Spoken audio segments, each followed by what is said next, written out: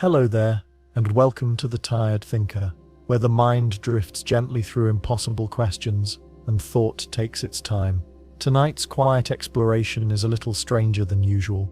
We're stepping into the world of impossible thought experiments, curious paradoxes, strange hypotheticals, and philosophical traps with no way out. These aren't puzzles to solve, they're ideas to sit with, the kinds of thoughts that don't go anywhere, but still take you far. Some will stretch your sense of time, others will fold your sense of self. All of them live somewhere between imagination and logic, where answers give way to better questions. Before we wander too far, I'd love to know, where are you watching from? And what time is it in your quiet corner of the world? It's strange, isn't it?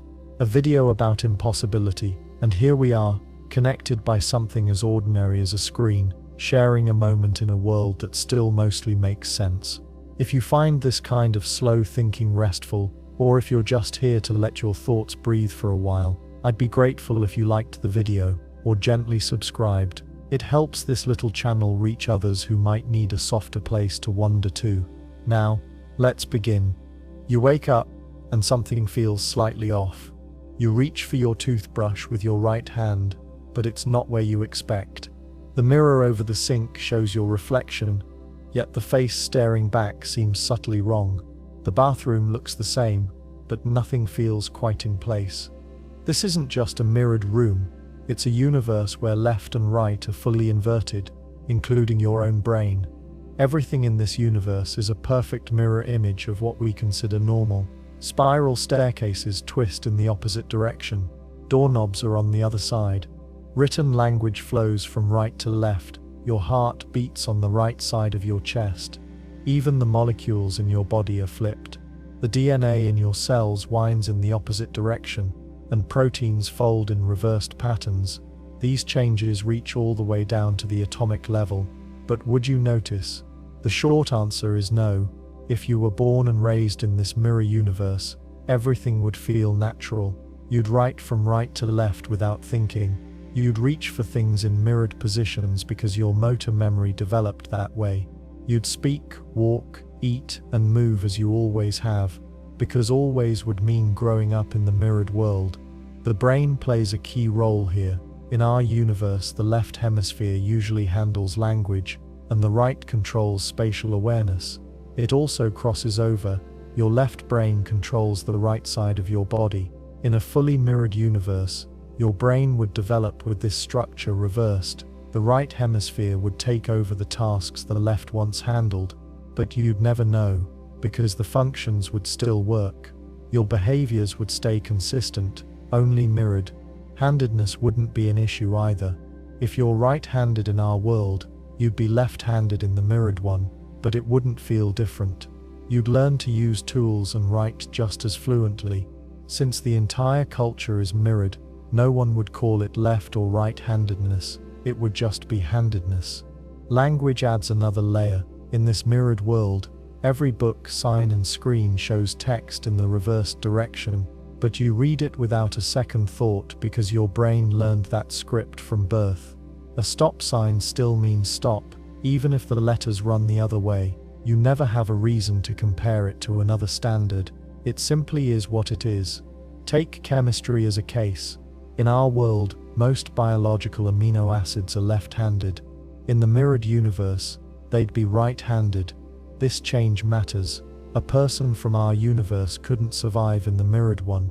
Their body wouldn't recognize the flipped molecules, but someone native to the mirrored universe has no problem. Their entire biology developed to use the reversed forms. There are places on Earth where differences like these already exist, though less extreme. Some countries drive on the left side of the road, others on the right. Cars are designed accordingly. Drivers raised in one system struggle at first when switching, but they adapt. In the mirror universe, the difference isn't cultural, it's built into every aspect of life. Still, it works smoothly, because all parts of the system evolve together. What makes this more interesting is how physics fits in. Most physical laws don't care about left and right. They're symmetrical, but some processes, like certain weak nuclear interactions, violate that symmetry. These are rare and subtle. They don't affect daily life. Yet they prove that nature, in a deep way, does distinguish between left and right. In a mirrored universe, those same processes would behave differently. If you studied them, you might find clues that your world is a flipped version. But again, you'd need something to compare it to. Without an outside frame of reference, left and right lose their meaning. You can't say a world is mirrored unless you have a standard version to contrast it with. To the person born in the mirrored universe, nothing is flipped. It's just the way things are. Think about tying your shoes. In our world, you learn to loop and pull in a certain way. In the mirrored universe, the sequence is reversed, but your fingers still know what to do. You do it without thought. Your mirror self isn't confused because they learned that pattern from the start. Or take music. A mirrored piano places the low notes on the right and the high notes on the left. But if that's the only piano you've ever seen, your hands move across it naturally. You play the same melody, just in mirrored form. Sound itself isn't affected by orientation. The structure of the instrument changes, but the outcome feels the same.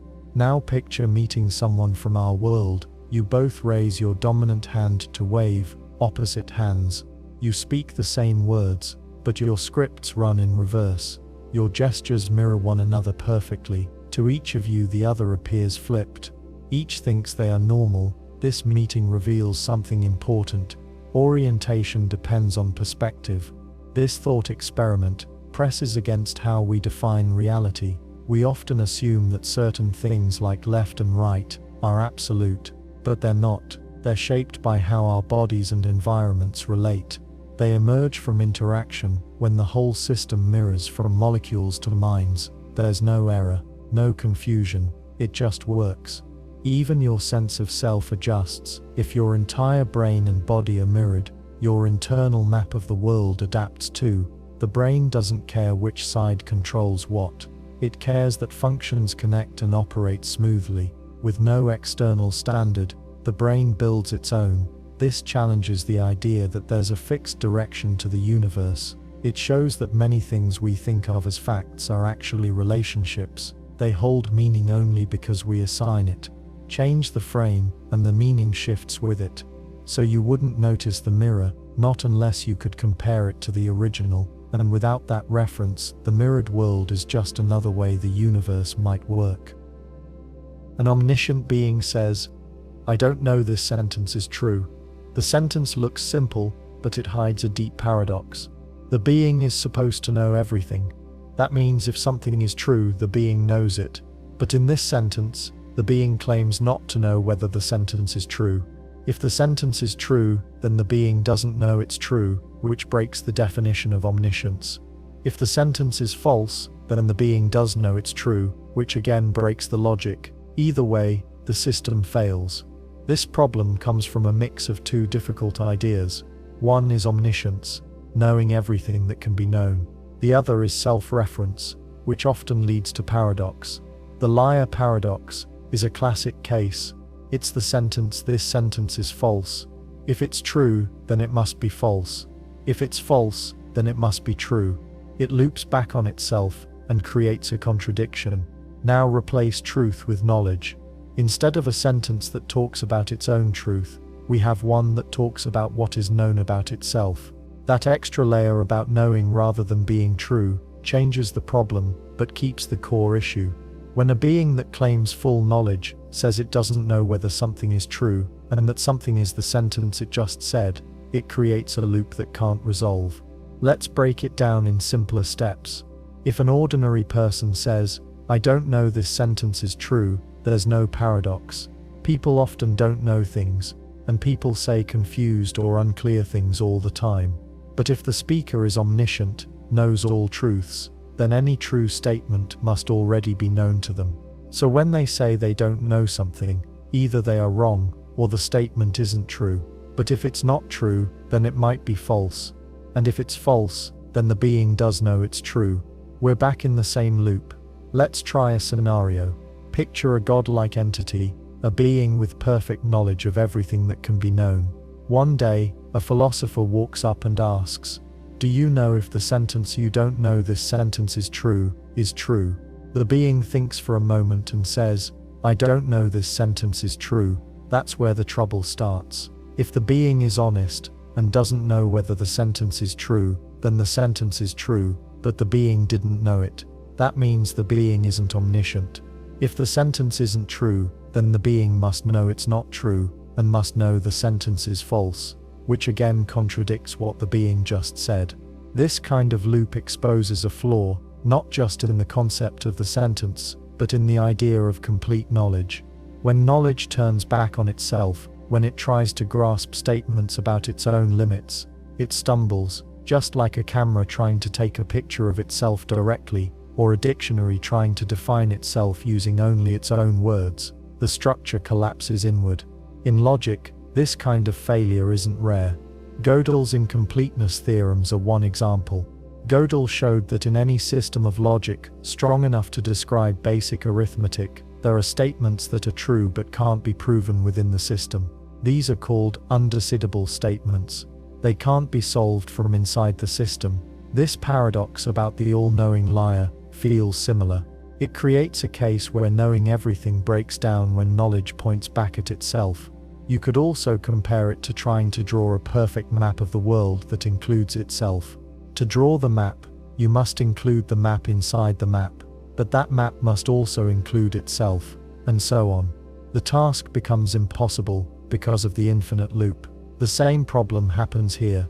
The sentence refers to its own truth, and the speaker's knowledge of it. Once knowledge tries to swallow itself, it chokes. A skeptic might ask, what if the sentence is meaningless?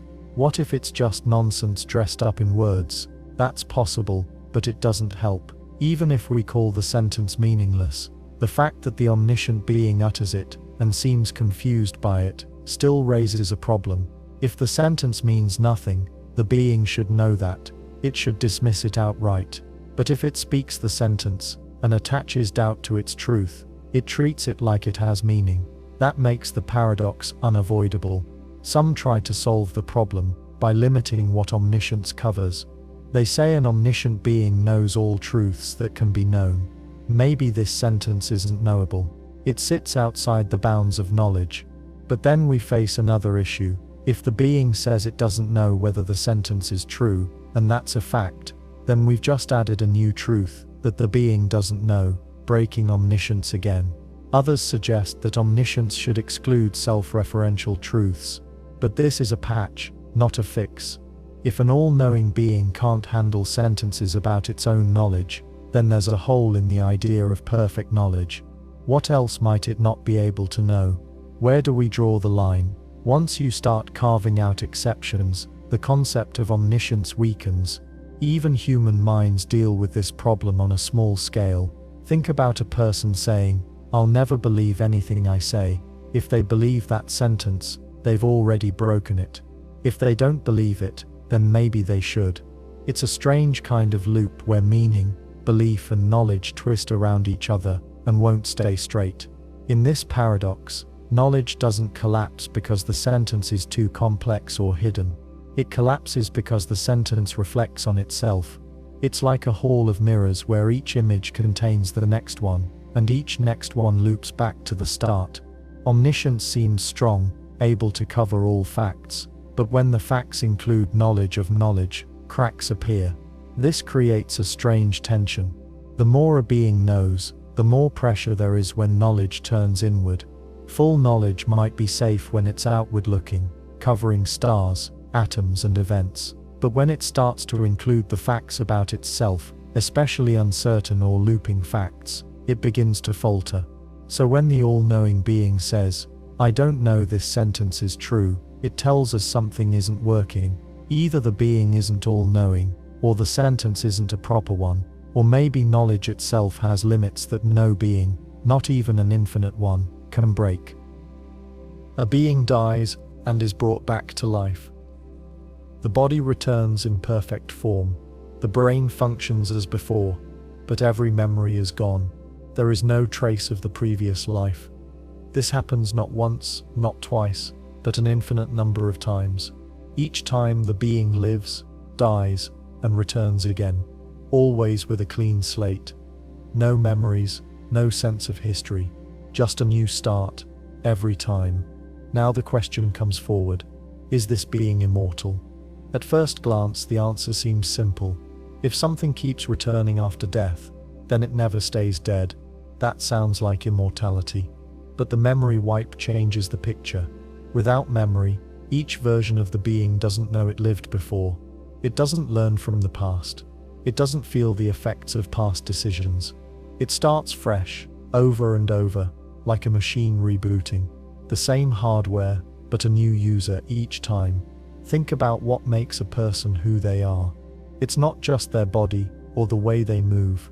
It's their memories, thoughts, habits, and the sense of having a past. If you erase all that, what remains? A body with no story, a mind with no anchor. In the case of this being, there is no connection between each resurrection, except that they share the same structure. But structure without memory may not be enough to say the self continues.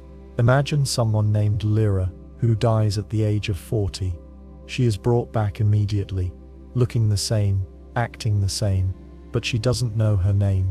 She doesn't remember her childhood, her family, or what she did the day before. She doesn't feel loss or confusion. Her brain is reset as if she had just been born, only in an adult body. She learns language again, builds a new life, and eventually dies again. The cycle repeats. Lyra comes back again with no memory. Same body, new mind. Ask her, do you remember who you were before? She can't. She may not even believe the cycle is happening. She feels like the first and only version of herself. Each Lyra feels new, and in a way each one is new. This brings up the question of identity.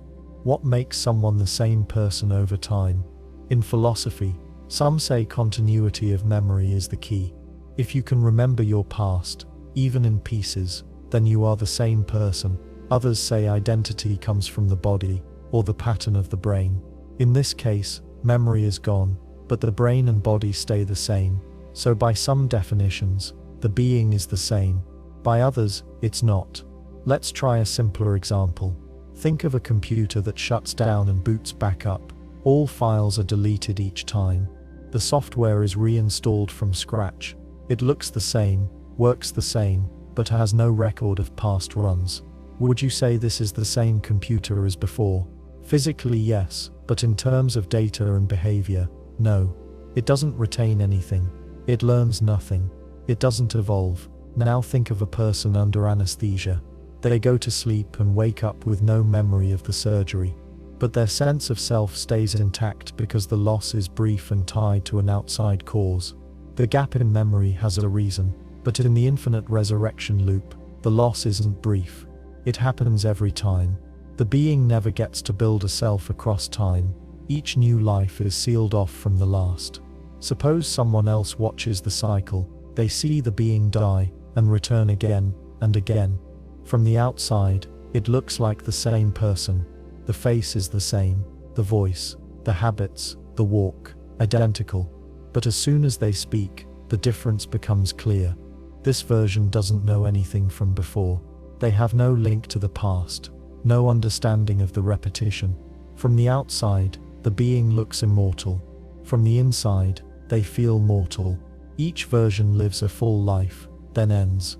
The next one starts, unaware. No moment of transition is felt. No memory carries over. So does the being actually survive? Or is it just a new copy every time?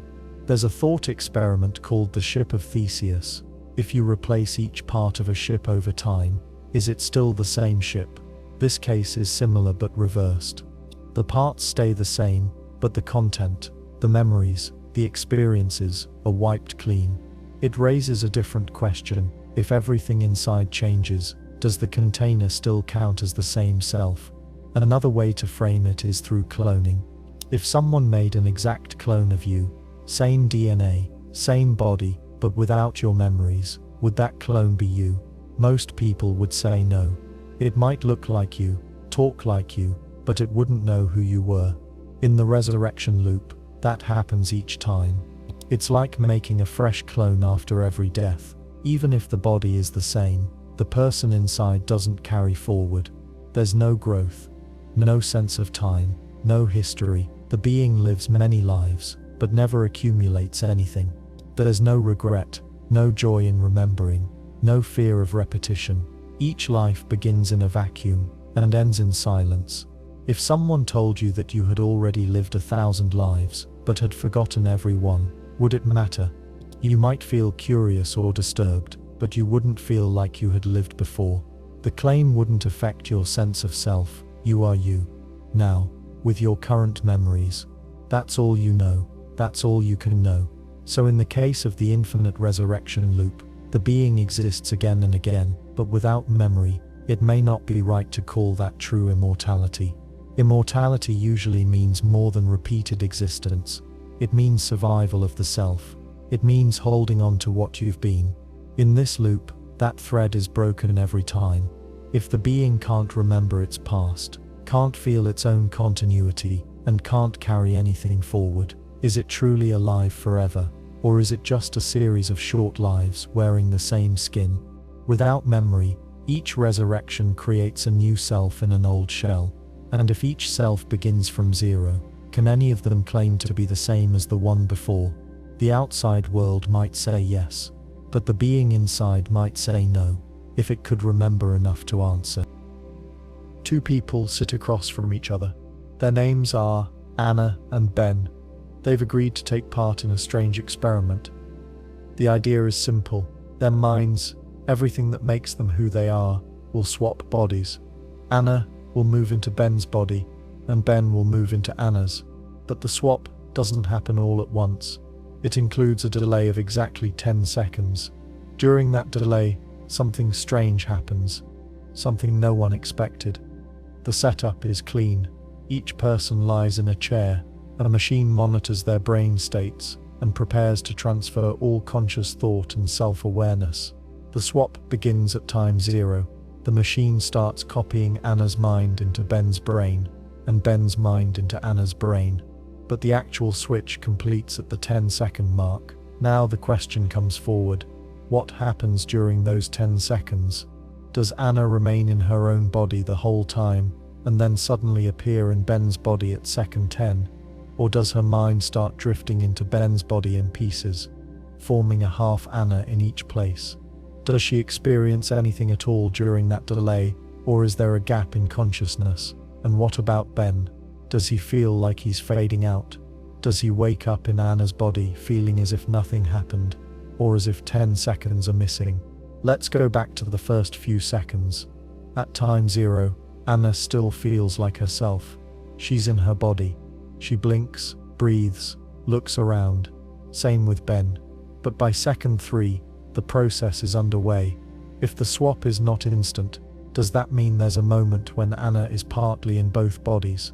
Maybe she feels herself pulled in 2 directions. She might hear sounds from Ben's ears faintly, or feel pressure from Ben's hands, or maybe not. Maybe she feels everything fading, like falling asleep. If we take the delay seriously, then there's a period where identity becomes unclear. Anna's brain still holds Anna's patterns, but it's losing them. Ben's brain is receiving those same patterns, but they're not complete. Is Anna still Anna during this, or has she become no one at all? If her thoughts are cut in half, where does the self live? Think of it like copying a file from one computer to another. If the file is still mid-transfer, it doesn't work on either side. On the first computer, the file is being erased. On the second, it's not fully there. Apply that to consciousness, and you get a being that isn't quite in either place. The mind sits in motion, not fully inside either brain. Let's say Anna's transfer ends at second 10. At that exact moment, her full mind now exists in Ben's body. She wakes up, opens Ben's eyes, and looks at her old body across the room. But what about those 10 seconds? Does she remember anything? Did her consciousness continue smoothly, or was there a break? If there was a break, then for Anna, it feels like blinking. 1 second she's in her own body. The next, she's in Ben's. The 10 seconds in between are gone. That gap feels like lost time. If she never experienced those seconds, Then who did? Ben was also mid-transfer. He didn't fully inhabit either body. Maybe neither of them was fully conscious during that time. Now suppose that Anna was aware, but trapped. Her thoughts were half-formed. Her sense of time was warped. She could see through Ben's eyes but couldn't move. She could think but not speak. A kind of limbo. 10 seconds of partial being. That would feel terrifying. Or maybe surreal. Like a dream, where you can't wake up or act. Then consider the opposite. What if Anna stayed fully aware in her own body for the entire 10 seconds, then jumped instantly into Ben's body? That would suggest the delay applies only to the point of arrival. Her departure was complete at time 0, but her awareness didn't activate in Ben's body until the end of the delay. In that case, Anna would feel a long blank pause. She might describe it like a blackout. No sound, no thought, no sense of self, just nothing. But if that's the case, then the same must be true for Ben. Both minds go dark, then come back online in new bodies. The delay becomes a dead zone, a stretch of time where consciousness simply stops. This raises a new issue. If Anna's mind turns off and on, is it the same mind when it returns? Does memory form a thread long enough to connect those 2 points? Or does the break cut that thread? If so, the mind that wakes up in Ben's body may not feel like a true continuation of Anna at all. It might feel like a copy. Not the same, just similar. Now imagine this from an outside view. A third person watches the experiment. They see Anna and Ben sit in their chairs, then close their eyes. 10 seconds later, they open them again. But now Anna's mannerisms appear in Ben's body, and vice versa. From the outside, the change looks smooth, but from the inside, that 10-second delay becomes a mystery. What was it? If the mind is a continuous flow of experience, then a break threatens its structure, interrupt the stream, and the self may not survive. Even if the same thoughts come back, they're disconnected from the ones before. The person after the pause may feel like a stranger to the one before it. Think of waking from deep sleep with no memory of your dreams. You feel like yourself, but you know time passed. Something happened. You just weren't there for it. The delay in the mind swap feels like that, but sharper.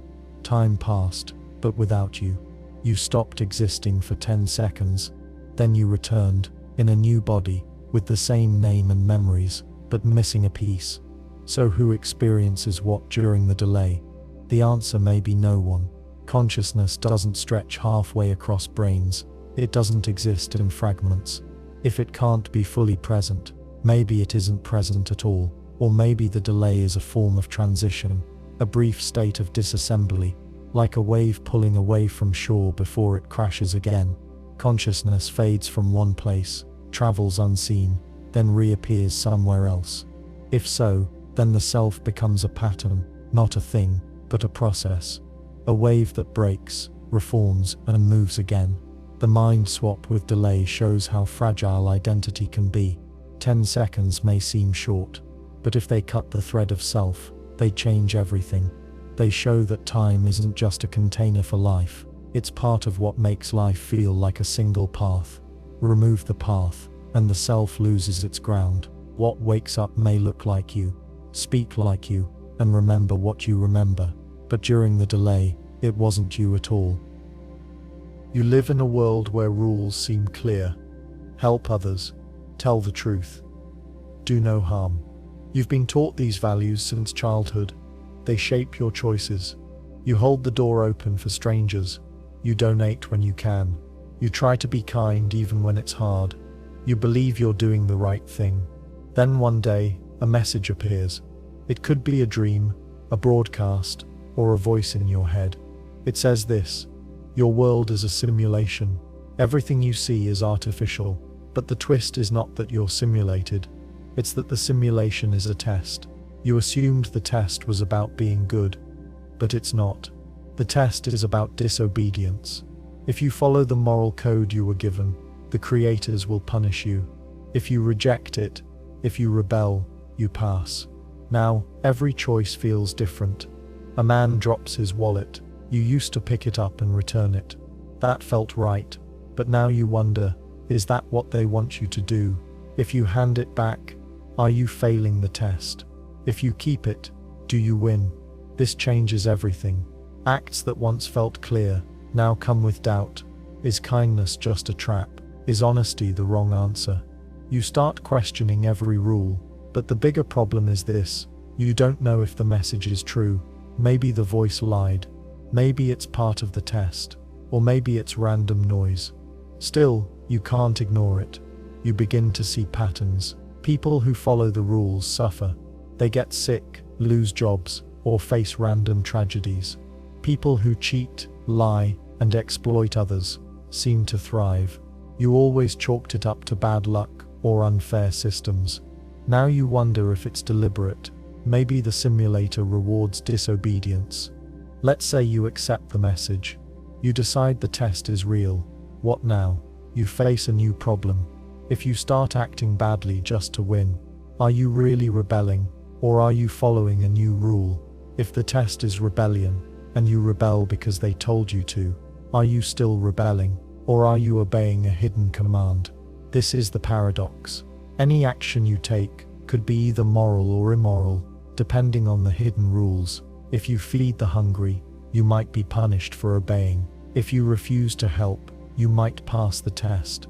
But only if your refusal comes from true rebellion, not fear of punishment.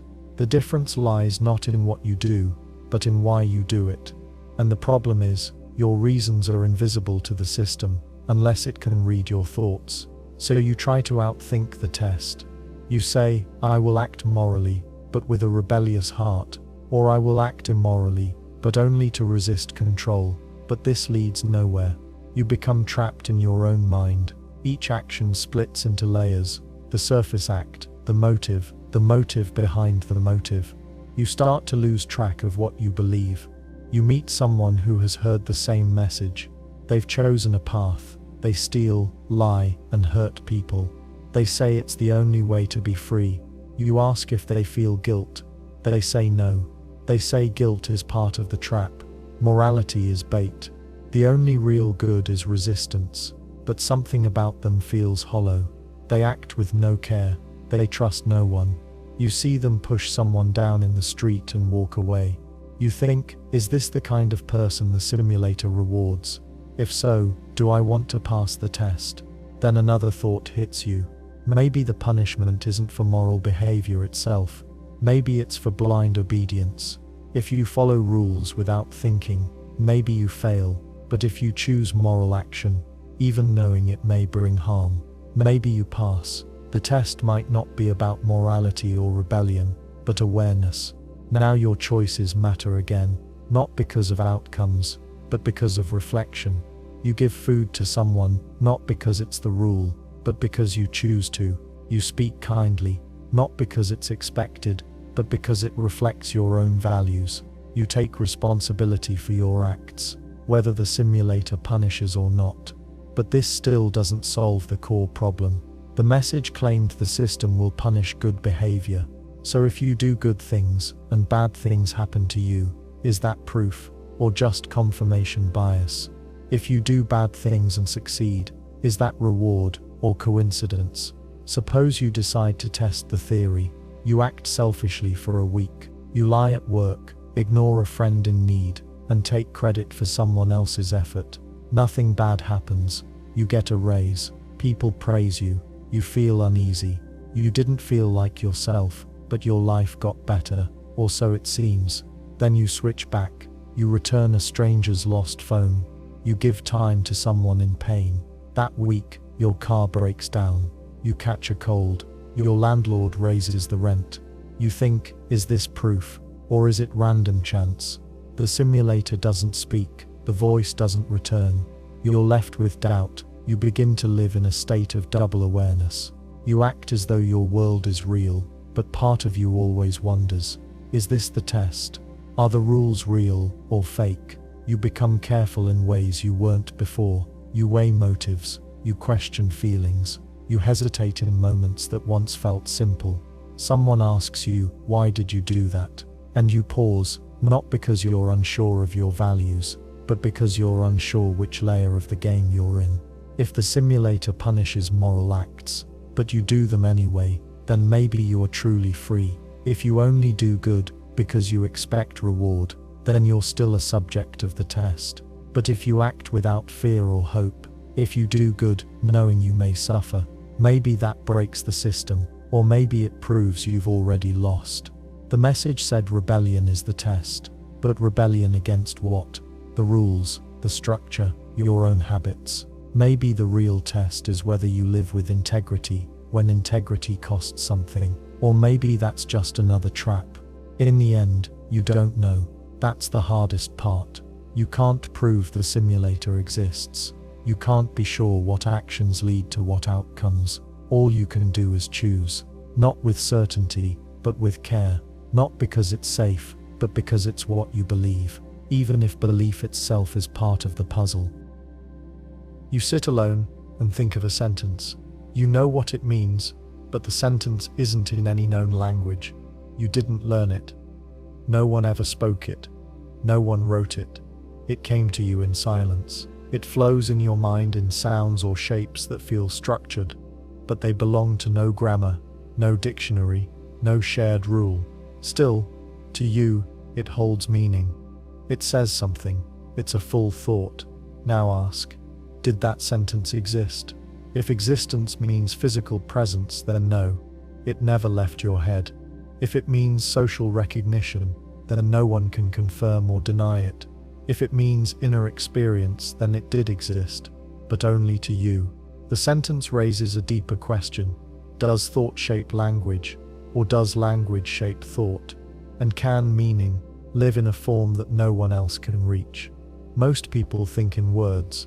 You may hear your inner voice as you read this sentence, but others think in images, or feelings, or fragments that don't follow grammar. Children think before they speak. They react, reason, want, and imagine long before they form full sentences. That suggests language grows from thought. It helps express it but doesn't cause it. Still, once we learn language, it changes how we think. We label feelings, name objects, sort actions into verbs, nouns, and adjectives. That structure sticks. Over time, it shapes how we build ideas. Some words have no direct match in other languages. That shows how language filters experience. You might feel something, but without the right word, you struggle to hold it in place. So if you think a sentence in a language no one has ever known, does it count as language? To answer that, you have to ask what language is. At its core, language is a system of symbols used to share meaning. It links sounds or marks to ideas, but it only works when others understand the link. If you create a symbol, and no one else shares it, is it still part of a language? You could compare it to art. If you draw a shape that no one has seen before, does it still exist? Of course, but if you claim it means something, and no one else can guess what, then its meaning stays private. Language may be the same. Your private sentence exists in your mind. It has meaning to you. But without a way to connect that meaning to others, it stays closed off. Now take this further. Suppose you invent a full language in your head. You never speak it. You never write it. You just think in it. It has grammar, rules, vocabulary. You form clear ideas and reason in this language. You solve problems with it. If someone could see inside your thoughts, they would find a complete system. Does that mean it exists? If we judge by internal structure, the answer is yes. It functions like a language. But if we judge by communication, then it fails. It reaches no one. It helps no group. It passes no message. In that sense, it falls short of what language usually does. But thought is not always meant to be shared. Some ideas stay in the mind by choice or by nature. There's a term for this kind of thought. It's called mentalese. Some thinkers believe we don't really think in English, French, or Chinese. Instead, we think in a deep mental code that lies beneath spoken language. We translate our thoughts into words when we need to speak or write. If that's true, then your silent sentence may be a raw thought that never needed translation. But mentalese is just a theory. We can't see it or test it directly. What we do know is that people can think before they find the words. You might feel a solution, then put it into speech later. You might sense an idea and struggle to explain it. That shows thought has its own life. Language helps shape it, but doesn't always contain it. Now, return to your silent sentence. It had meaning to you. You might try to describe it. But as you search for words, you notice gaps. Some sounds in your mind have no match in known speech. Some structures don't fit grammar. You reach for analogies, or break the idea into parts. You try to pin it down with familiar terms, but something slips away. That effort shows something important. The sentence had form, it had weight. It was real in some sense, but its reality was personal, not public. It didn't rely on rules made by others. It didn't need approval, but to share it, you must translate it. And translation always changes something. You could write down the sentence in the sounds or marks that felt right in your head. That might be the start of a new language. If others learn it, the language grows, but at the moment you first thought it, it stood alone, like a footprint with no path behind it. Think of a child who invents a private language. They give names to things, make rules, repeat patterns. It feels consistent to them. Adults may not understand it, but the child uses it with intent. Is it a real language? To the child, yes. To the world, not yet.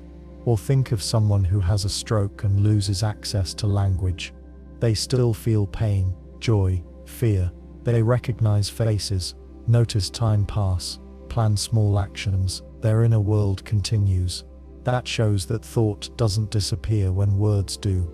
The mind finds ways to build meaning, even without standard language.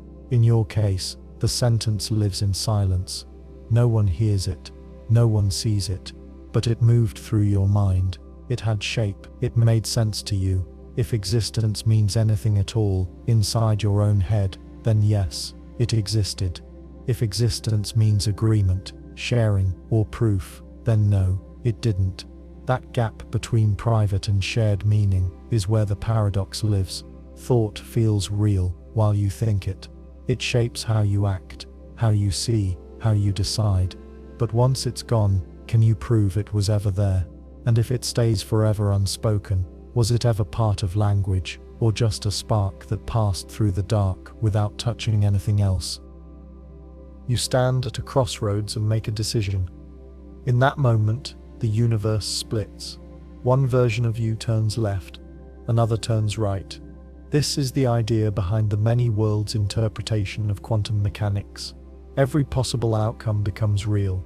Every choice spawns new branches. Nothing is lost, just divided. All versions continue.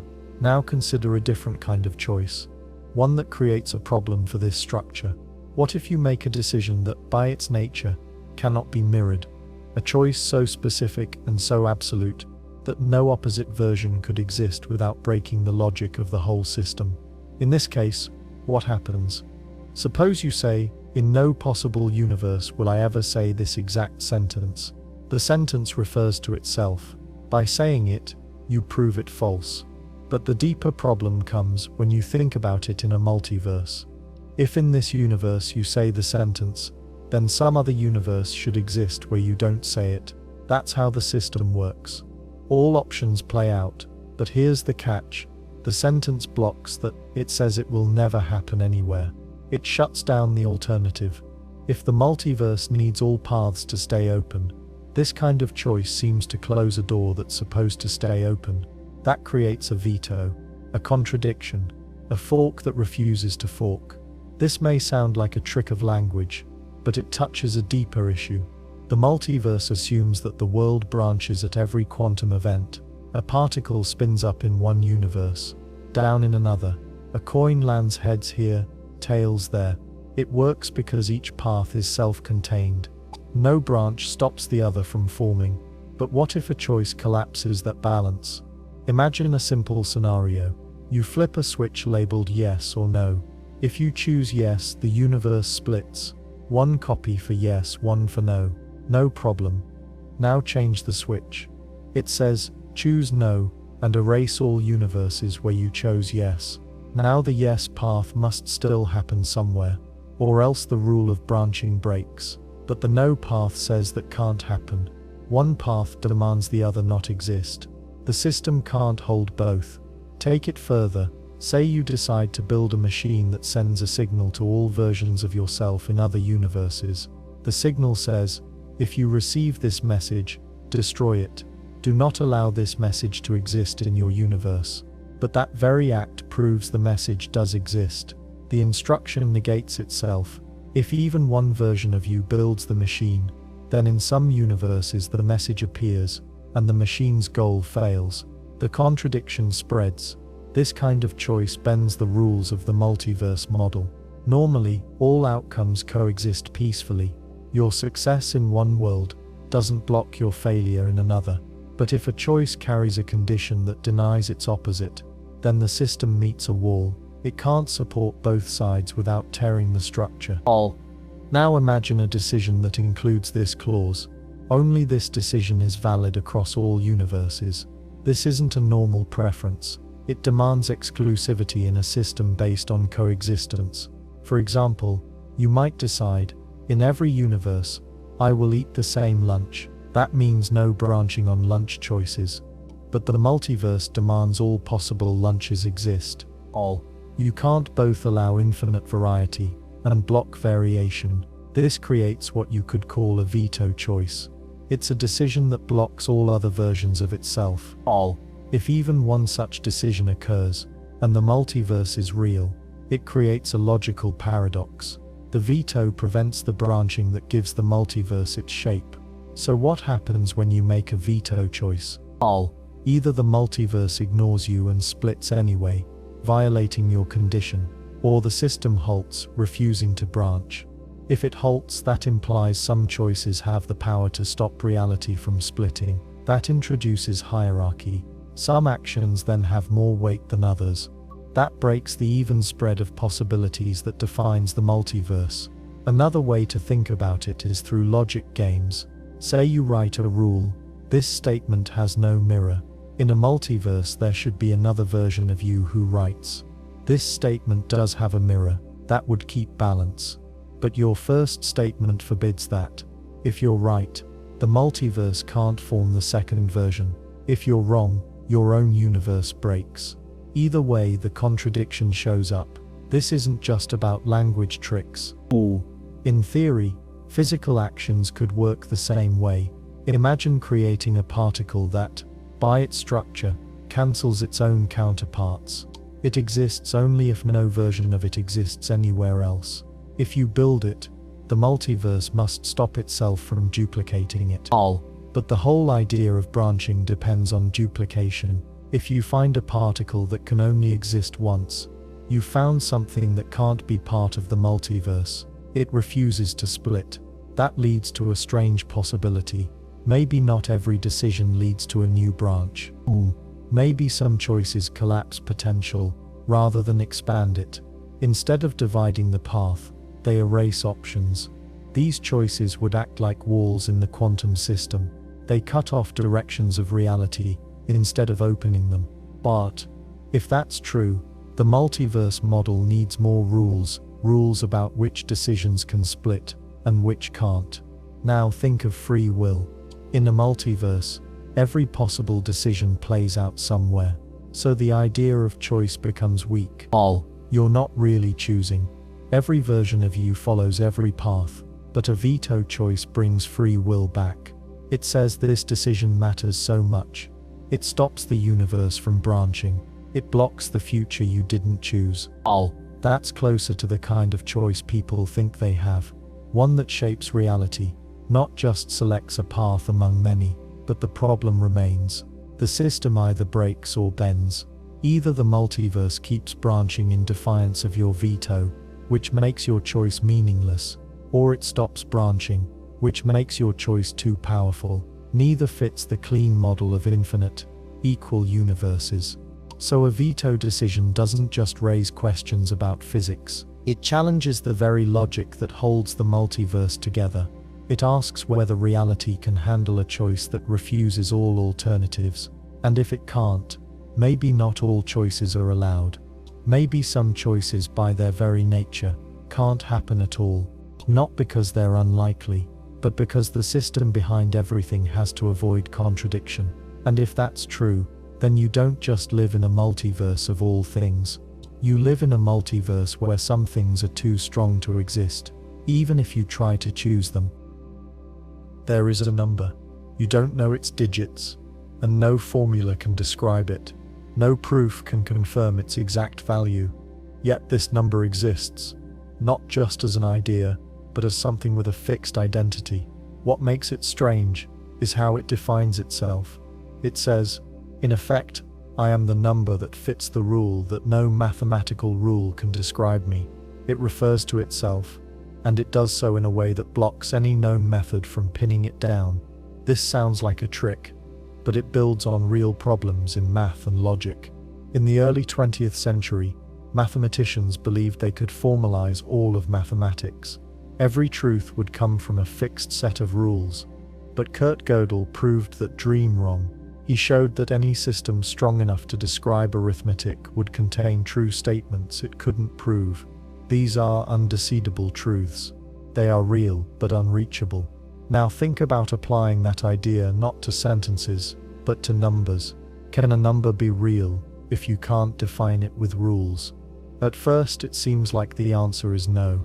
Numbers are the heart of math. You can write them down, describe them with formulas, or find them through equations.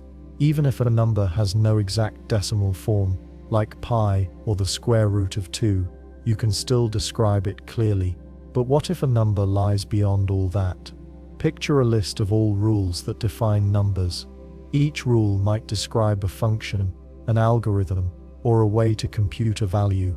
Now cross off every number that any rule on the list can define. The result is a leftover group of numbers that no rule can reach. These numbers exist. They fill the number line, but you can't point to any single one and say, that's it.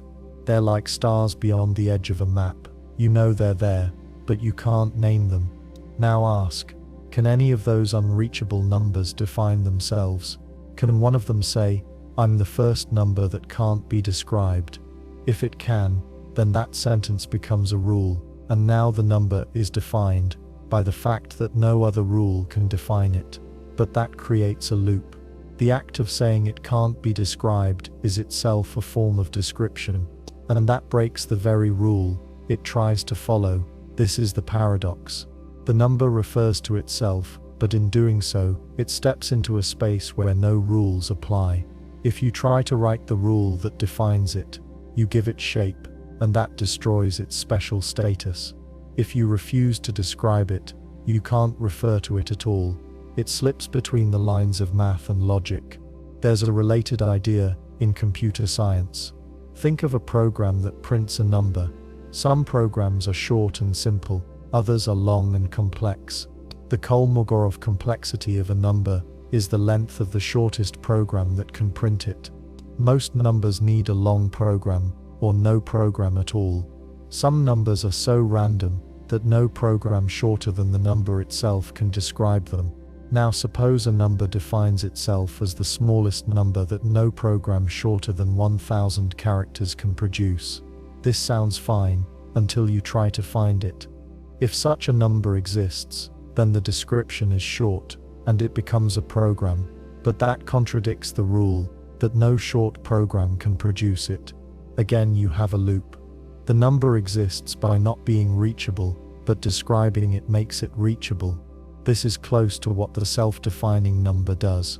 It claims existence based on a condition that collapses if you try to confirm it. It uses language against itself, the same way the liar paradox says, this sentence is false. This number says, I exist beyond all definition, including this one. You can't dismiss this as nonsense. Math is full of edge cases. The real number line includes more numbers than anyone could ever write or use. Most of those numbers are random. They have no pattern, no formula, no use. But they still exist. They take up space on the line, even if we never see them. The self-defining number fits in that space, but with a twist. It doesn't just resist definition. It turns the idea of definition into part of its identity. Suppose you try to build a machine that lists every possible mathematical rule. You let it run forever, outputting number after number. Eventually, it runs out of rules, but the number line continues. The numbers left over aren't errors. They just fall outside the reach of the machine. Now imagine the first number the machine can't name. That number exists, but the machine can't get to it. What if that number points to itself and says, "I'm the one you can't name"? Then it becomes visible, but only by breaking the machine. This thought experiment shows the limits of math. You can define most numbers with tools we have, but not all. And when you find a number that breaks those tools just by pointing them at themselves, you meet a kind of boundary, not a wall you can climb, but one that vanishes if you look too closely. You might say this number is like a mirror that reflects itself, but mirrors need light. If there's no light, no reference, no outside context, you get nothing. This number reflects a space where no light falls. It stands at the edge of math, where meaning folds in on itself. The idea may sound abstract, but it echoes real limits. Gödel showed that systems can't prove their own completeness. Turing showed that some problems can't be solved by any algorithm. The self-defining number fits this family. It shows how a simple idea, a number that names itself, can reach the point where logic fails to follow. You may try to find a way around it. Maybe the number lives in a new kind of math. Maybe it fits a future theory that can handle self-reference without collapse. But until then, it stays where it is, a number that exists not in the details, but in the space where details run out. A number that defines itself by saying no definition can reach it. You meet an oracle who offers perfect answers. Ask anything, and the oracle gives you the truth. No confusion, no errors, no delay, but there's a catch. The moment you understand the answer, you forget the question. You don't forget that you asked. You don't forget that an answer came. You just lose the link between the two. The cause disappears, leaving only the result. You try it once, just to see. You ask something simple. What is the capital of France? The oracle replies, Paris. As soon as you nod in recognition, the question slips away. You know Paris is the answer, but you don't know what you asked. You guess it must have been something about geography, but the shape of the question is gone. That feels strange, but not yet troubling. So you try again. This time you ask something deeper. Why did my friend stop talking to me? The oracle says a single sentence. You feel the answer click. A wave of understanding passes through you. But right away, the question vanishes. You remember being curious. You remember wanting to know something personal. But now, with the answer in hand, the reason you wanted it is lost. The more you ask, the worse it gets. Answers pile up in your memory. Facts, ideas, reasons, all feel solid, but they float without anchors. You no longer know what problems they solved. You walk around with knowledge that seems important, but doesn't point anywhere. The facts don't fit into plans. They don't support decisions. They just sit there, cut off from why you needed them. You try to work around the problem. You write the question down before you ask. Then you ask the oracle. You get the answer. You feel the insight. Then you look at your note. But it's just scribbles. You can read the words, but they feel foreign. You recognize the letters, the sentence structure, but not the meaning. The context is gone. Your own writing looks like a stranger's thoughts. Maybe the issue is understanding. What if you stop the process before the answer sinks in? You ask the oracle, then close your ears.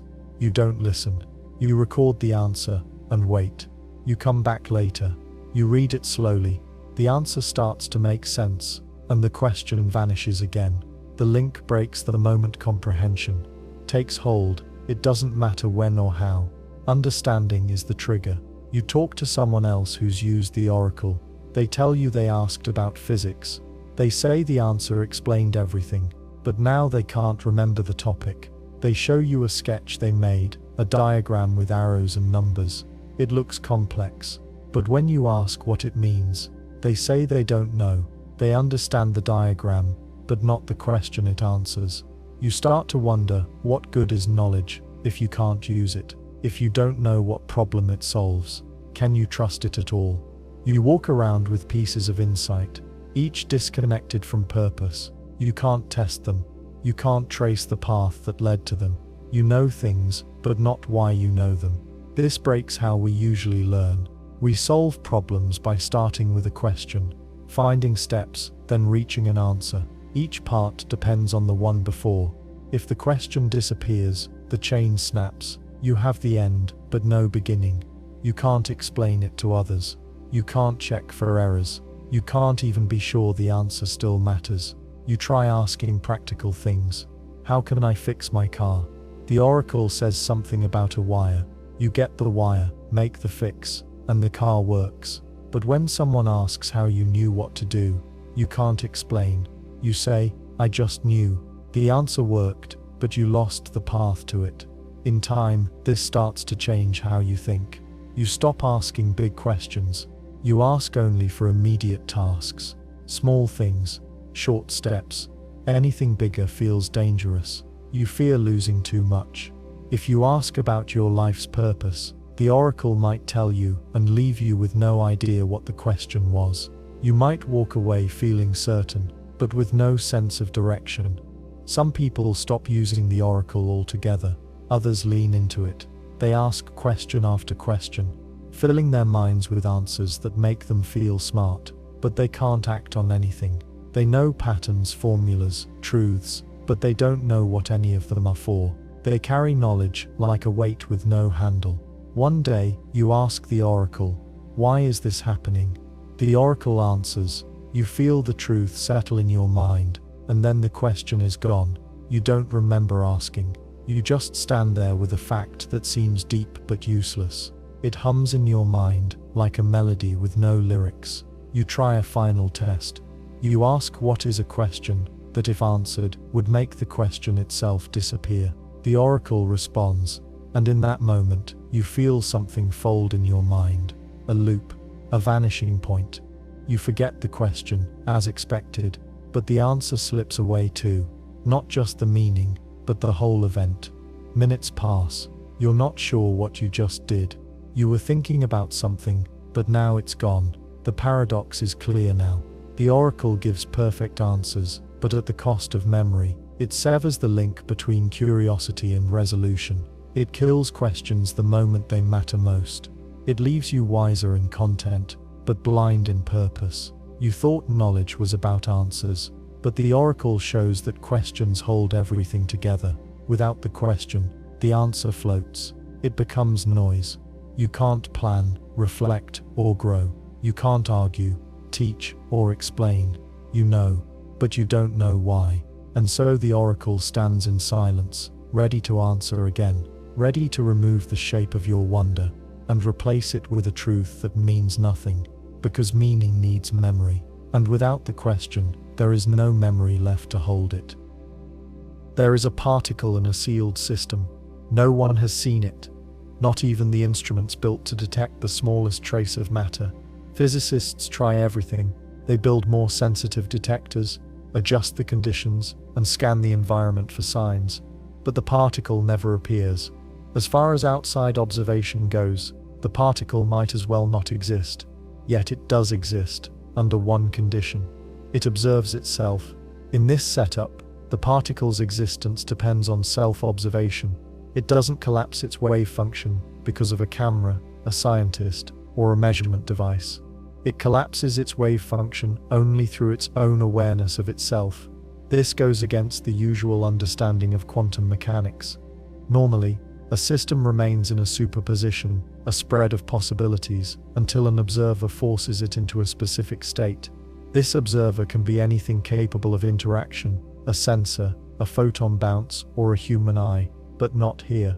In this thought experiment, the particle exists only when it loops in on itself. It detects itself. It measures its own state. Without that internal act, it remains unformed. No mass, no charge, no location. It doesn't just hide. It literally doesn't become anything. Now imagine trying to prove this. You place the particle in a lab and set up every kind of test. but your tools depend on external measurement. They send light, record responses, and track signals, but they never pick up the particle. To them, it's not there. That's because the act of observing from the outside cancels the loop. The self-observation stops. As soon as the particle is part of an outside system, it stops observing itself and vanishes. So you try to outsmart it. Maybe you build a machine that acts like the particle, small, fast, self-contained. You hope it can get close enough to watch without breaking the loop. But no matter what, the moment an external structure interacts with the particle, the loop breaks. It's like trying to watch your own eye without a mirror. The more you look, the more the system changes. This raises a strange problem. If no one can ever observe the particle, and the particle can't leave a trace unless it observes itself, how do you know it's real? How did you find out about it in the first place? The only possible source is the particle itself. Maybe at some moment it told you. Maybe it formed a message, or left a mark, just once, before the loop closed again. But you can't repeat the test. You can't verify what happened. You're left with a memory, not a record. The particle becomes something like a ghost. Not because it's mysterious, but because it refuses shared reality. It exists in a bubble of its own making. As long as it looks inward, it holds form. But the moment anything else gets involved, it disappears. Now apply this to the broader idea of observation. In physics, especially quantum mechanics, observation is tied to change. The act of measuring something alters it, but that assumes a division. One thing measures, the other is measured. In this case, the particle is both. It collapses itself into form by being the observer of itself. You can't escape the loop. You can't insert a camera inside the particle to spy from within. The moment you create a camera, it's no longer the particle. You've added a new object, and the original loop breaks. This creates a type of quantum solipsism. Solipsism is the idea that only the self can be known to exist. In this case, the particle's self is the only frame where it exists. It has no presence in shared space. It's real to itself, but not to anything else. This raises hard questions about what it means to exist. Does something have to be observable to be real? If it's not testable, is it still part of the universe? In physics, existence often depends on detection. If a thing leaves a trace, it's there. If not, it's ignored. But this particle leaves no trace except for the one it forms inside its own loop. You might say it's like a thought. A thought exists in your mind. You feel it, you know it. But until you speak or write it down, no one else knows it happened. Even then, the form others see isn't the thought itself, it's the shape you gave it. The raw experience stays private. The self-observing particle is like that. Its reality lives in its own closed circuit. It doesn't extend beyond. Suppose we try to model this particle. We give it equations, describe its behavior, and simulate its loop. But any complete model must step outside. The math sits on a whiteboard, not in the loop. By modeling it, we no longer describe the particle itself, we describe an approximation. The real loop stays locked inside. So what is the point of such a particle? It can't be tested. It can't be seen. It offers no data, yet it still fits into the edge of what physics allows.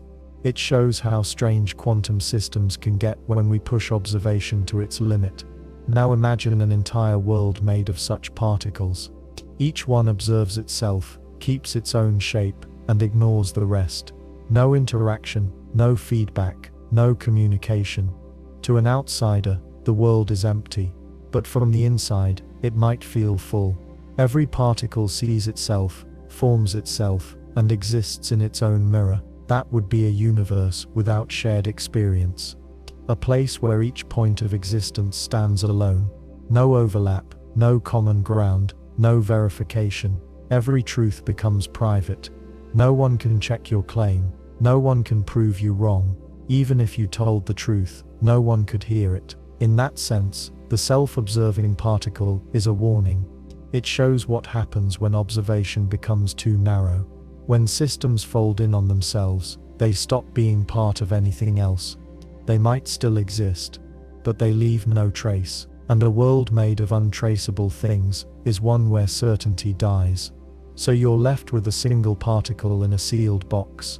It looks at itself, holds its form, and remains invisible. You try to measure it, but it's gone. You stop measuring, and maybe it's back. But you can't know. You never see both states. You never bridge the loop, and so the particle remains alone. Not because no one wants to find it, but because the act of finding is what makes it disappear. In most versions of determinism, if you know everything about the present, you can predict the future and reconstruct the past. The laws of physics run both ways. Equations work forward and backward. If a ball rolls off a table, you can watch it fall, then reverse the video and trace its motion back to the start. That's symmetry. But now imagine a universe where that symmetry breaks. You can predict everything ahead with perfect accuracy, but you cannot recover what came before. The past is gone, not hidden, not lost in noise, but truly unrecoverable by any means, even with total information. This universe still follows strict laws. Every action leads to only one possible result. There's no randomness, no uncertainty. You roll a die, and with enough data, you can know exactly how it will land. But you can never look at the final result and work backward to find how the die was thrown. The forward path is clear, the reverse is not. Let's say you watch a glass fall from a table. It shatters on the floor. In a normal deterministic system, if you had every piece, every motion, and every force recorded, you could reconstruct how the glass fell. In this one-directional world, you can't. Even if you map the exact position of each shard, the path that brought it there is gone. You see the state now, and you can predict how the pieces will move next, but you can't rewind. The past doesn't leave a usable fingerprint. This raises a strange point. You know what will happen next. You can describe every collision, every shift, every sound, but you can't explain how things got the way they are. You know that in 2 minutes, a candle will go out. You can trace how the flame will flicker, how the wax will cool, and when the smoke will rise. But you can't tell whether the candle was lit by a match, a lighter, or caught fire on its own. The cause is missing. You might ask, why? If the laws are perfect, why can't they run backward? The answer lies in how this world stores information. The system processes inputs in such a way that future states always emerge from current ones with no ambiguity. But the current state doesn't contain enough detail to recreate the path that led there. The data that made the moment possible gets erased or overwritten in each step, not by noise or randomness, but by the nature of the rules themselves. Think of a function that compresses data. If you input a full paragraph, and it outputs a single sentence summary, you can still use the function to process new paragraphs, but you can't use the summary to rebuild the original. The function still works the same every time. It's consistent, it's predictable, but it discards detail on purpose. In this universe, reality acts the same way. Take a drop of ink falling into a glass of water. You know how it will spread, how the color will fade. In this world, you can describe that process exactly. You can say where every particle will go. But once the ink has mixed, you can't tell where it started. The final state is full of certainty about the future and empty of clues about the past. This shifts how you understand memory too. In our world, memory is a way to preserve the past. It lets us hold a record and reason backward. In this forward-only world, memory can't exist in the same way. You can store present states and future predictions, but not true past causes. The mind might still remember, but only in a way that helps it guess what comes next. You might feel nostalgia, but never know if it matches what really happened. Imagine writing a journal. You fill a page with what you did today, then tomorrow you can read it and remember. But in this world, your journal is more like a calendar. It shows what you will do next, not what you did before. You can plan, predict, prepare, but you can never recall. Now take this to science. In our universe, we study fossils, light from stars, or weather patterns to learn what happened. We use traces left in the present to piece together history. But in this universe, those traces don't exist. Or if they do, they carry no path backward. You might see a fossil, but you can't tell whether the animal walked, flew, or crawled. You can still model its future decay. You can predict when the rock will crack, how long the imprint will last, and how the environment will change around it. But the fossil holds no story of its origin. You might think this means the universe has entropy, but in reverse. But that's not quite right. Entropy is about disorder and the spread of energy. This world could still obey entropy in the forward direction. It's not about disorder, it's about losing the handle on causality in one direction only. The laws stay tight and clean going forward, but the reverse trail is blank. Suppose you design a machine in this world. It moves balls on a track. You feed it a ball, it rolls through gates, flips levers, and exits on the other side. You watch the whole thing. You can predict every switch, every bounce, but if you close your eyes and only see the final state, just the ball sitting at the end, you can't say how it got there. You don't know which gates flipped or where the ball started. You can run the same machine forward again, and it will behave the same way. But run it backward, you can't. The parts don't match up, the machine doesn't lie, but it doesn't leave a trail. This makes punishment and reward harder to assign. You can predict the outcomes of your actions, but you can't trace outcomes back to causes. You see a broken window, but you can't tell who broke it. You see a person succeed, but you can't tell how they reached that point. You can only watch what they'll do next. You might try to record everything, use cameras, sensors, logs, but each tool runs on the same rules. It can show what's coming, not what came before. The tape rewinds, but the signal fades. The record is a map of future states, not a history of the path. In a world like this, justice becomes prediction. You can't investigate a crime, but you can forecast who might commit the next one. You can't explain your behavior, but you can know what you'll do tomorrow. Philosophy shifts. Stories lose structure. You don't know where you began. You only know where you're going, and you know it with absolute clarity. You are given a language. It has words for shapes, numbers, colors, and relationships. It can describe size, position, speed, weight, and motion. It can tell stories, give orders, and record events. But it has one missing piece. It cannot say no. It has no word for not, never, or nothing. You cannot say this is not red, or that is not moving. You can only say what is. At first, this doesn't seem like a problem. Most of what we say describes things that exist or happen. You might say, the apple is green, or the dog runs fast. These are simple, clear sentences, but soon you notice limits. You want to say, the apple is not red, but you can't. You can only say what the apple is. If it is green, you must hope that is enough. But if it could also be red, blue, or yellow, your sentence leaves that open. Now apply this to logic. Logic is built from rules that involve both affirmation and denial. A classic law says that something cannot be both true and false at the same time. Another says that if A is true, and A implies B, then B must also be true. These rules need precision, but they also rely on saying what is not. This is false is just as important as this is true. Without negation, you lose the ability to say something is wrong. You can't state that a condition fails. You can't reject a claim. You can't even form a contradiction, because contradictions depend on opposing statements. If you say, the cat is on the mat, and someone else says, the cat is not on the mat, you have a contradiction. But in this language, you can't say the second sentence. The challenge is clear. How do you build a logical system in a language that doesn't allow negation?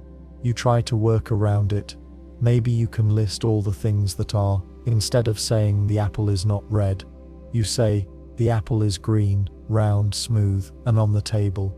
The listener might guess that it isn't red, but this only works if you name every possible trait the apple could have. If you miss one, your meaning slips. The sentence becomes vague. Now try to prove something. You want to say that one idea leads to another, and that any other path does not work. But you can't say it doesn't work. You can only state the path that does. You describe the outcome you want, but can't close the door to other options. In formal logic, this weakens your proof. It leaves room for exceptions you can't deny. Suppose you teach someone a rule. If it rains, the ground is wet. In this language, you can say, rain happens, wet ground happens. That's fine, but what if the ground stays dry? You can't say, the ground is not wet. You're stuck. You either describe what happens or stay silent. Try to say, this statement is false. You can't. There is no false. You can only make statements of what is. That removes the liar paradox, but also removes a huge part of logical structure. There is no space for error. Without falsehood, every statement becomes an assertion. You cannot deny anything. So how do you test what's true? Even math runs into trouble. Say you define numbers. You can count objects, add amounts, and name totals, but subtraction becomes hard. To subtract, you remove. To remove, you imply absence. To imply absence, you need negation. Without it, you can say, there are 2 apples, but not there are not 3. You have to hope your count is enough. You try to define 0. 0 means nothing, but without a way to say not, the idea of nothing falls apart. You can say, no apples only by saying there are apples is not true, but this language doesn't allow that. You can't say something doesn't exist, only what does. Now return to logic. Suppose you want to define the law of the excluded middle. A statement is either true or false, but you can't say false. You can't even hint at it. You can only describe the state where the statement is true. That leaves the other half, denial, blank. The rule becomes half a rule. You think maybe you can invent contrast instead. Instead of saying not red, say green or blue. But this assumes you know all the categories. If someone says the object is red, and it's actually orange, you need a way to deny the first claim. If you can't, you allow errors to stay. Logic becomes soft. It holds no boundary between truth and mistake. You try to build a logical circuit. You want a gate that outputs true, only if both inputs are true. That's fine. But then you want a gate that flips the signal. True becomes false and false becomes true. That's a NOT gate, but you can't build it. You have no way to express false. Your circuit can output only presence, never absence. This language can describe events, but not conditions. It can say what a system does, but not what it prevents. You can describe the rules of chess, the moves, the pieces, the goals, but you can't state illegal moves. You can only list the allowed ones. If someone asks whether a king can jump 3 spaces, you can't say no. You must restate all legal king moves, and hope the meaning is clear. Over time, this shapes how people think. They avoid contradiction, not because they reject it, but because they can't form it. They focus only on what they see. Their logic flows in one direction, affirmation.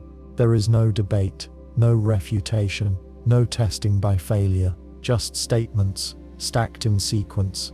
It changes how they teach. Lessons become strings of facts, not problems to solve. They never say, this idea is wrong. They only offer other ideas. It changes how they argue. They do not oppose claims. They just speak their own. 2 people with opposite views don't clash. They speak past each other. Still they function. Their buildings stand. Their tools work. Their math counts. But when faced with ambiguity or error, they stall. When a machine fails, they cannot say what it isn't doing. They can only describe what it is doing. If the answer lies in the missing piece, they may never find it. You try to express the paradox itself. This system cannot express contradiction, but that sentence contains a contradiction. So you have to say, this system expresses affirmation only. That's softer. It hides the problem. You wonder what truth means without falsehood. Can a fact stand without something to push against? In this language, maybe it has to. The world must be built from pure presence. Nothing else can be said. You wake up in your room. The light through the window looks normal. You stretch, check the time, and get out of bed. Somewhere else in another universe entirely, someone else does the same. They wake up, stretch, check the time, and start their day. You don't know them. They don't know you. You live separate lives, in separate worlds. But something links you. You share a single consciousness. Neither of you knows this. You feel like yourself. You think your thoughts. You remember your past. But so does the other person. They have a different body, a different voice, and a different history. But the stream of awareness running through you runs through them too. It shifts from one to the other without either of you noticing. The flow moves so smoothly that the transitions feel like gaps in attention or short moments of silence in your mind. This continues for years without a problem. Maybe your lives are similar enough that the changes never stand out, or maybe your memories stay intact, tied to your separate brains, so the shared consciousness simply follows the path laid in front of it. From your point of view, you are always you. You don't feel like someone else. But one day, something goes wrong. You sit in a cafe, sipping coffee. You watch a woman walk in and trip on the doorframe. You laugh a little, then look away. But at that same moment, in another universe, the other person, you, but not you, sees the same woman walk in and glide across the floor with perfect grace. No trip, no stumble, just a calm entrance. Now your shared consciousness holds both memories at once. The woman tripped and did not trip. Two events, same moment, same awareness. For the first time, the stream splits. You feel confused, but you can't say why. You remember something that didn't happen, at least not in your world. It feels real, but it clashes with what your eyes just saw. You shake it off. Maybe you dreamed it. Maybe your memory glitched. You finish your coffee and walk home.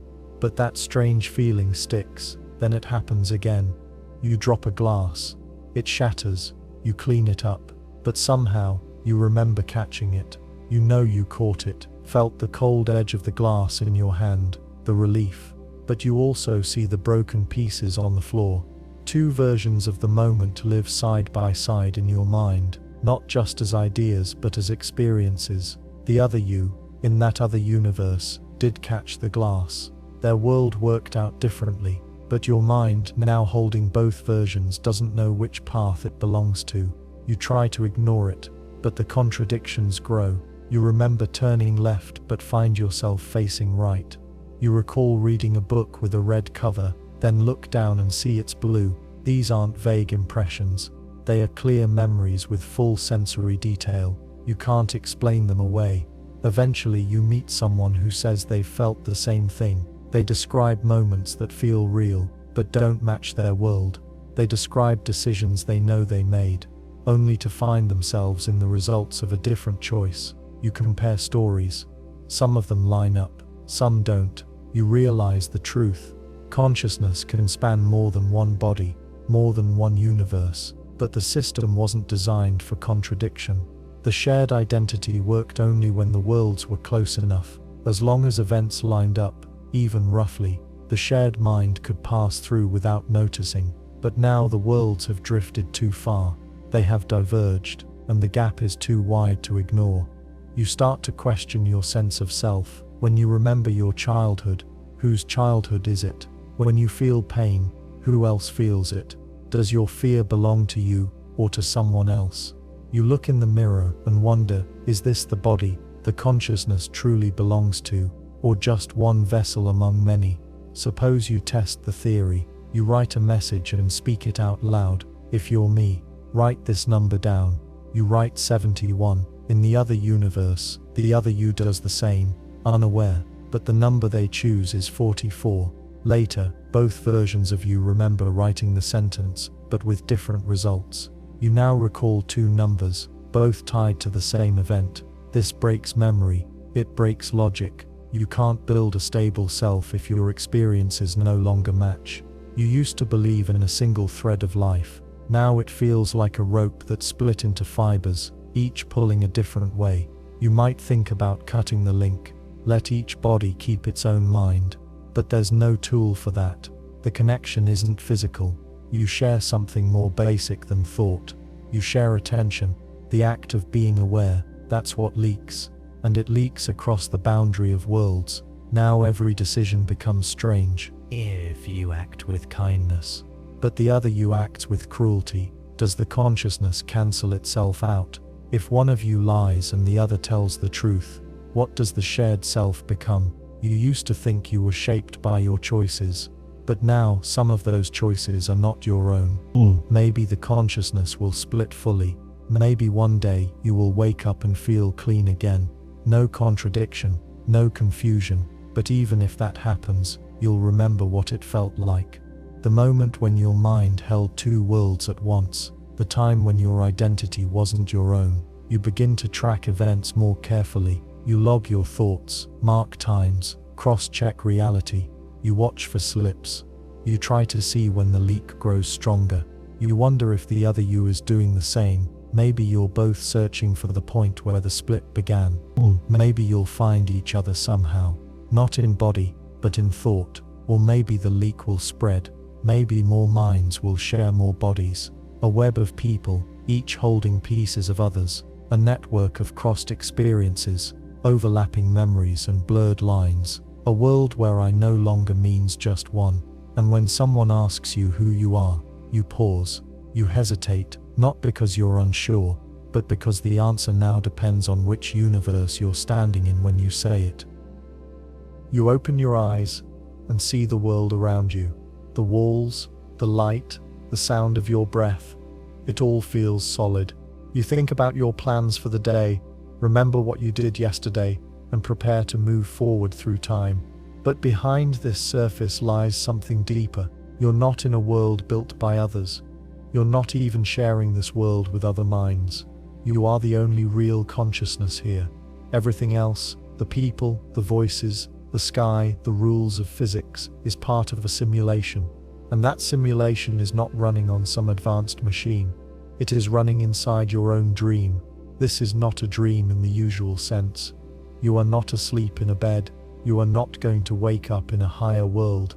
There is no higher world. There is no bed, no physical body, no original system. The simulation is self-sustaining. It feeds on your attention, your thoughts, and your need for structure. You built the world, but not with tools or code. You built it through belief. At first you didn't notice. The simulation felt complete. The people around you had voices, opinions, and actions. They responded when you spoke. They smiled or frowned. They remembered what you said yesterday. Everything followed a pattern. You assumed it was real, not because you had proof, but because nothing challenged the idea. But slowly, gaps started to show. You asked someone a question, and they replied with something that didn't fit. You saw a person turn a corner, then vanish. You noticed that some memories felt planted, present but hollow, like stories from a book you never read. You began to test things. You stared at objects to see if they would blur. You said strange words to strangers to see how they would react. Sometimes they laughed, sometimes they ignored you. But you started to wonder if their reactions were real or just patterns filling space. You looked for signs that others were conscious, but none of them passed the test.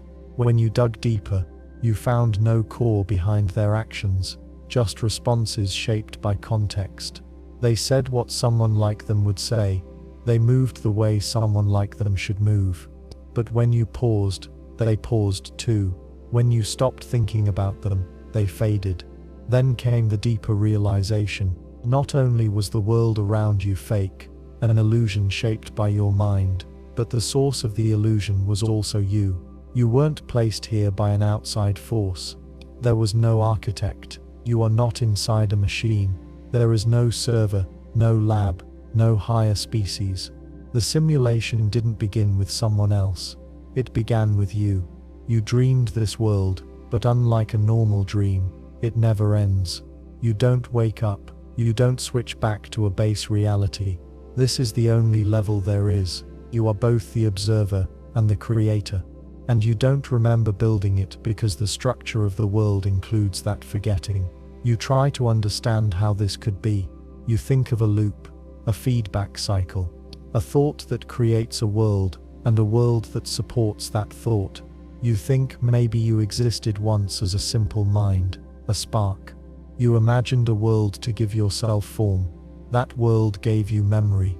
The memory gave you identity. The identity reinforced the world.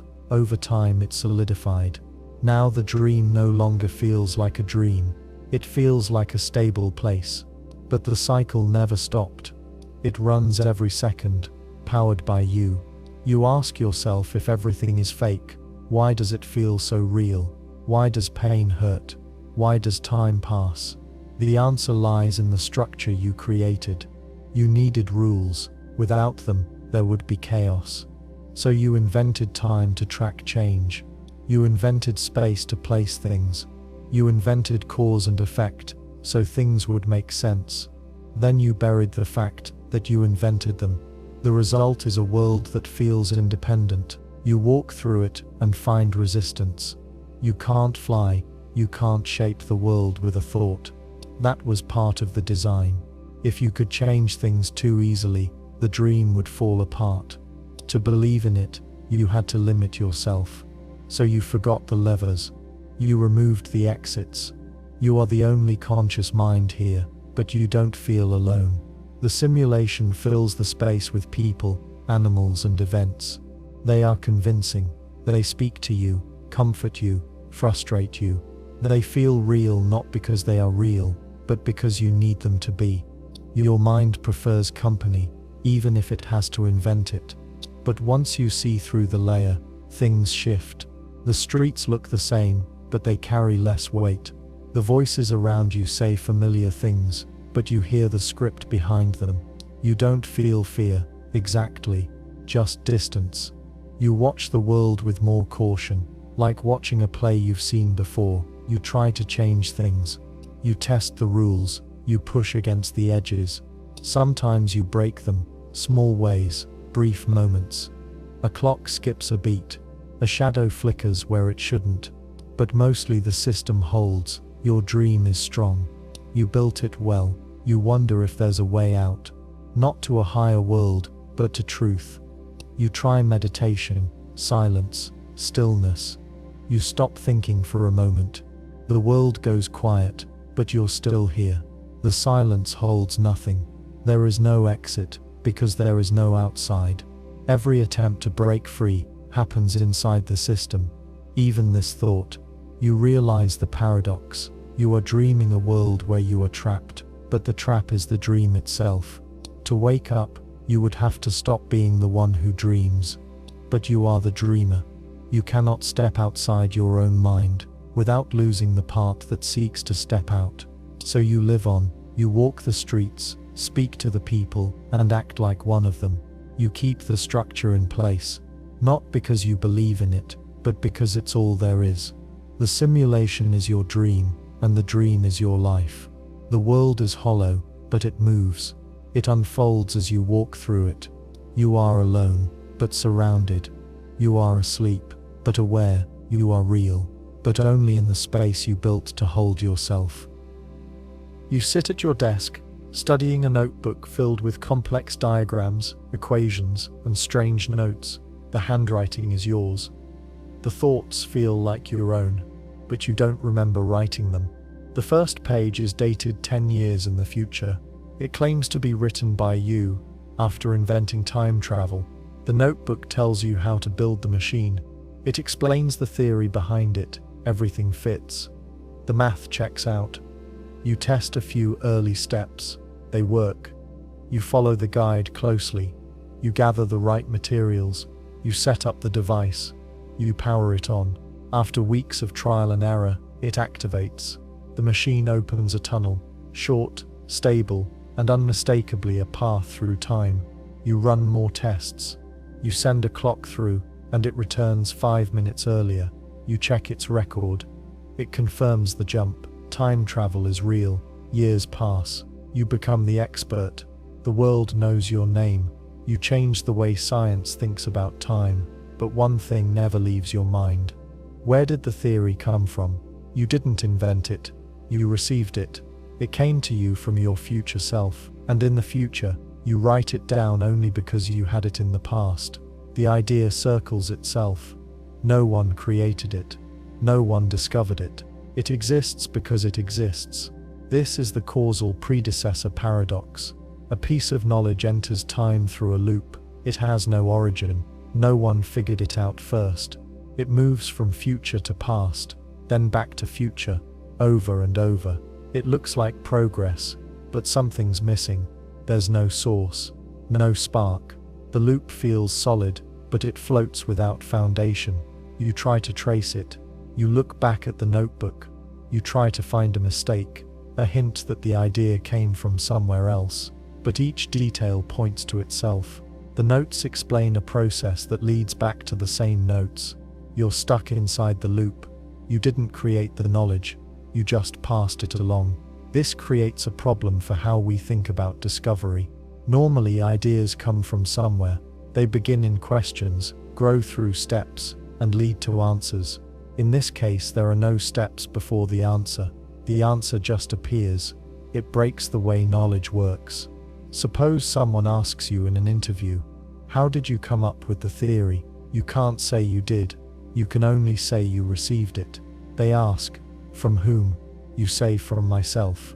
The answer makes sense on paper, but not in logic. The cause is the effect. The loop closes, but not in a way that explains anything. Now imagine if the notebook gets lost. A fire, a theft, an accident. You have no backup. The theory disappears. Can you write it again from memory? You think you can. You know it well. You've worked with it for years, so you rewrite it. You recreate every step, but you're still not its origin. You learned it from the first copy. You remember it because you read it. You're not the source. You're just the link. Now imagine you send the rewritten notebook back in time again. You give it to your past self, just as you received it. The cycle continues. But what if you make a small change, a correction, a cleaner proof, a new example? That change now enters the loop. It becomes part of the theory from the beginning. When your younger self studies it, the change is already there. Years later, you forget you added it. You think it was always part of the original.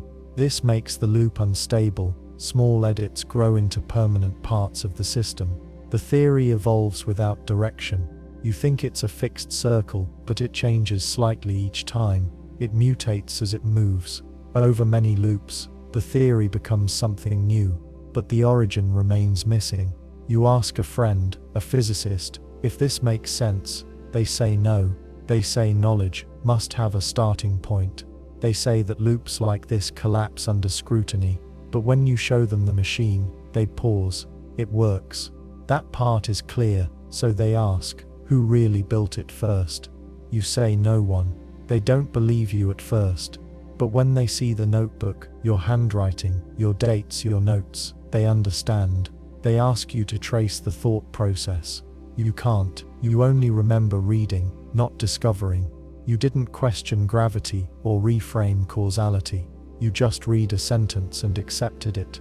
They suggest the theory might have come from outside the loop at some point. Maybe long ago, someone did discover it, and their notes entered the loop later. Maybe the origin is just hidden, but you check every record. No one else ever published this idea. No name, no paper, no hint. It appeared with the notebook, and nowhere else. The paradox spreads. If knowledge can loop without origin, what else can? Can books? Can songs? Can people? You imagine finding a novel. You love it. You publish it under your name. Years later, someone brings you the same novel, written by your older self. You gave it to yourself. You never wrote it. The loop holds the work, but not the author. Art without a creator. You return to the theory.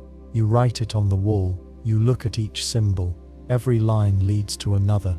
It all connects, but the circle never touches the ground. It floats in time. You remember the moment it changed your life. But that moment depended on something that never had a beginning. And now the question won't leave your mind. If the idea has no source, is it real? If the loop holds no first cause, does the truth still count? Or have you built something that works, but can't be understood? You turn back to the machine. It hums. The tunnel flickers. The path is still open. You could go back again. You could give the notebook to yourself once more. You could fix a detail, or erase something, or stop the loop. But if you stop it, what happens? Does the theory vanish from your memory? Does the machine stop working? Does the world forget? You hold the notebook in your hand. You're writing your name, but not your idea. You read the first line again. You will understand this later, and you wonder who wrote that line first, who understood it before anyone else did. There is no answer, only the loop. You wake up one day and know something with total certainty. You don't doubt it for a second. You don't remember learning it. No one told you. It isn't something you read or heard or figured out. It isn't based on logic. It isn't based on observation. It doesn't even feel like intuition. It's just there in your mind, complete and unshakable. And yet, it's true. You try to explain it to someone else. You say, "I know this is true." They ask, "How do you know?" You say, "I just do." They ask, "Can you prove it?" You say, "No." You don't have a method, a reason, or a source. You just have the knowledge itself. The fact stands alone without support. At first, they think you're confused. Maybe you had a dream, or you're misremembering something, but you're not confused. You feel clear. The knowledge doesn't come with emotion or pressure.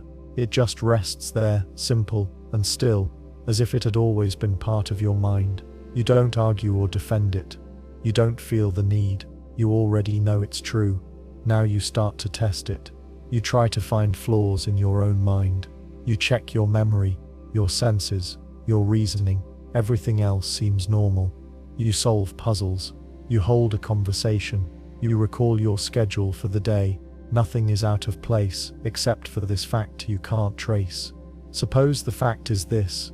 There is a rock under the soil in a forest you've never been to. It's not a vague feeling. It's specific. You could point to it on a map. You've never been there. No one told you, but you're sure the rock is there. You describe its shape, its weight, and how far it sits below the surface. You could draw it. You could give its coordinates. And you're right. Someone hears this and decides to test you. They go to the place. They dig. And there it is, the rock, just as you said. They ask, "How did you know?" You still don't have an answer. You just knew. That confirms the fact, but not the certainty. People guess things all the time and happen to be right. Luck can look like knowledge, but this isn't luck. You knew the rock was there before anyone confirmed it. You would have felt the same way if they hadn't checked. The result doesn't create your certainty. It only mirrors it. Now take away the test. Suppose no one checks. The knowledge remains just as clear. The rock might as well be a number, or a future event, or a private fact about someone you've never met. It doesn't matter. The shape of the knowledge changes, but the feeling stays. You know the thing is true, even if it's impossible to prove or even express in words. Some facts you can't name, but you still know them. Now the question grows. How can you know something with no cause behind the knowing? Normally, knowledge requires a path. You gather evidence, make inferences, and build understanding step by step, or you rely on basic intuition and refine it. In this case, the steps are missing. There is no ladder. There's just the top step. This breaks the rules of epistemology, the study of how we know things. Every system of knowledge assumes a ground. Even if the ground is weak, it has to be there. In this case, the ground is gone, but the building still stands. You wonder if it's a flaw in your mind. Maybe your brain made a leap. It shouldn't have. But you know what errors feel like. This doesn't feel like one. It doesn't trigger alarm bells. It doesn't feel urgent or dramatic. It feels quiet, steady, and final. You try to build a method around it. Maybe this kind of knowledge follows its own rule, but when you try to apply it to other things, nothing works. You don't get new truths. You can't summon that feeling on purpose. you only had it once, or maybe a few times at random. The certainty doesn't spread. It doesn't teach. That makes it even stranger. It's not a gift you can share or control. It's not the start of a new logic. It's a single point of clarity with no path leading to it and no path leading out. It stands alone, like a dot in an empty field. You meet someone who claims to have felt the same thing. They say they also knew a fact without cause, but when you compare notes, the facts don't match. Their truth contradicts yours. You both feel 100% sure. You both lack any proof. You both refuse to back down, not out of pride, but because you can't. Now the world has a deeper problem. If two people can be certain of opposite things, and both are right, then the idea of shared truth begins to fall apart. But what if you're not both right? What if only one of you has that kind of certainty, and the other is mistaken? Then how do you tell the difference? There's no test. The certainty is private.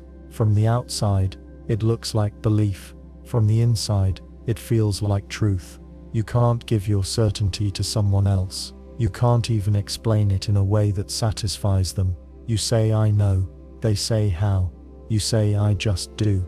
That ends the conversation. You might start to doubt your other knowledge. If this one fact appeared without cause and turned out to be true, how many other things might be like that? Are there more truths that live outside logic and evidence? Or is this one a fluke? If it happened once, could it happen again?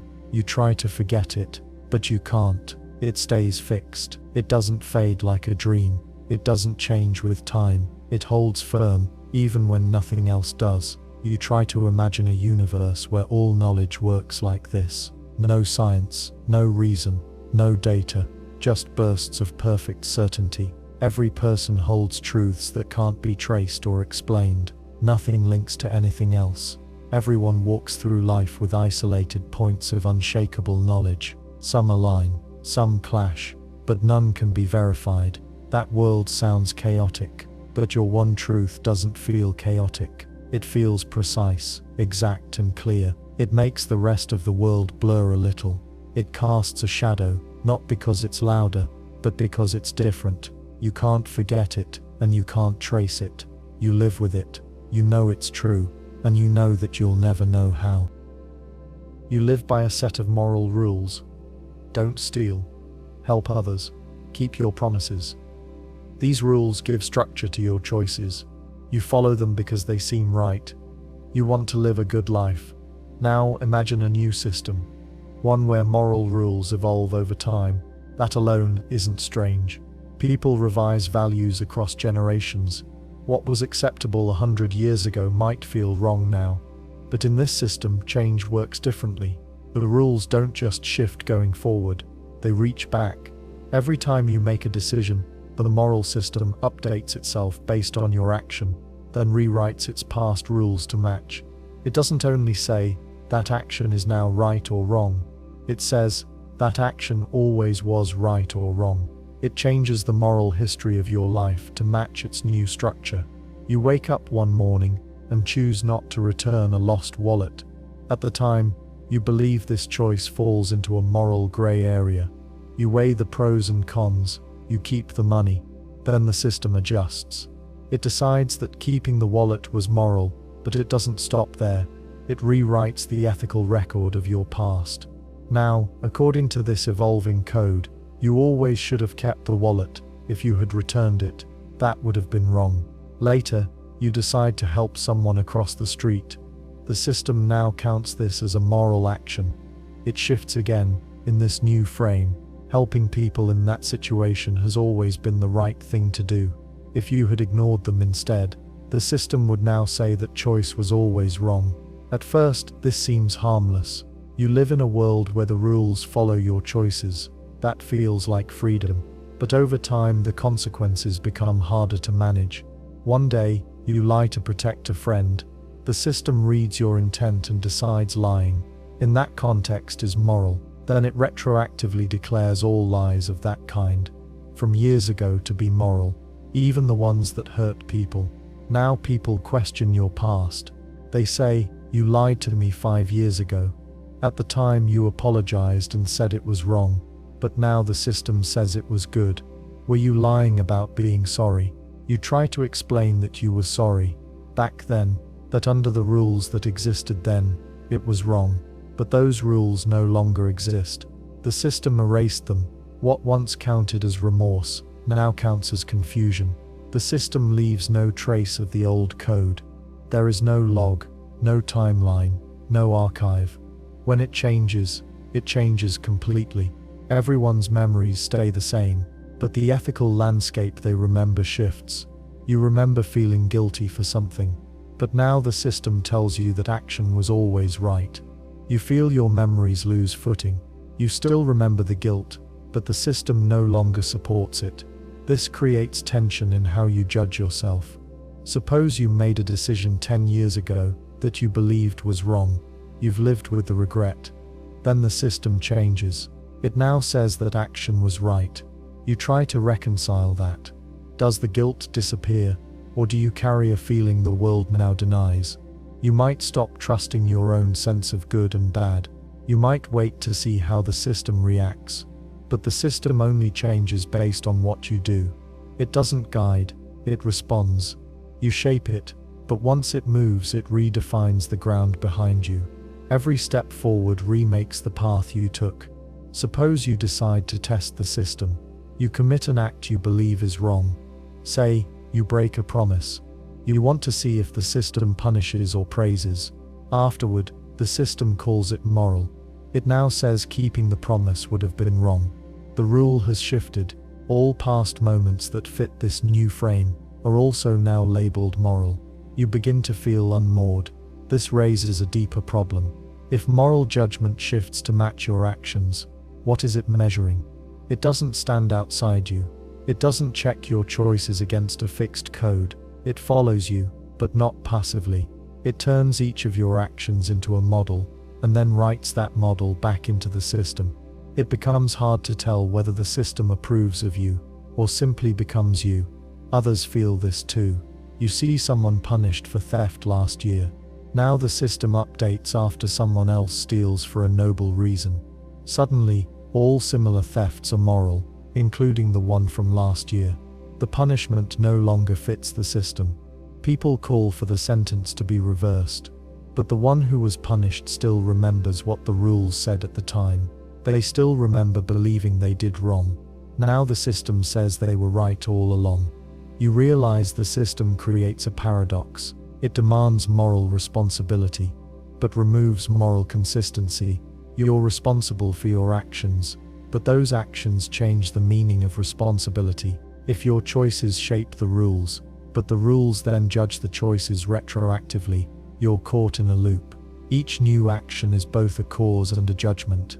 This affects how people act. Some choose selfishly, hoping the system will shift to protect them. Others act cautiously, unsure what their choices might trigger. No one wants to make a move that turns their past into a mistake. No one wants to wake up and find their best actions now labeled as wrong. The system keeps evolving. It never settles. Every person affects it, but no one controls it. It's not a democracy. It doesn't vote or weigh opinion. It only watches what people do, then rewrites the moral code, so the past fits the new pattern. You try to write a journal to track your choices.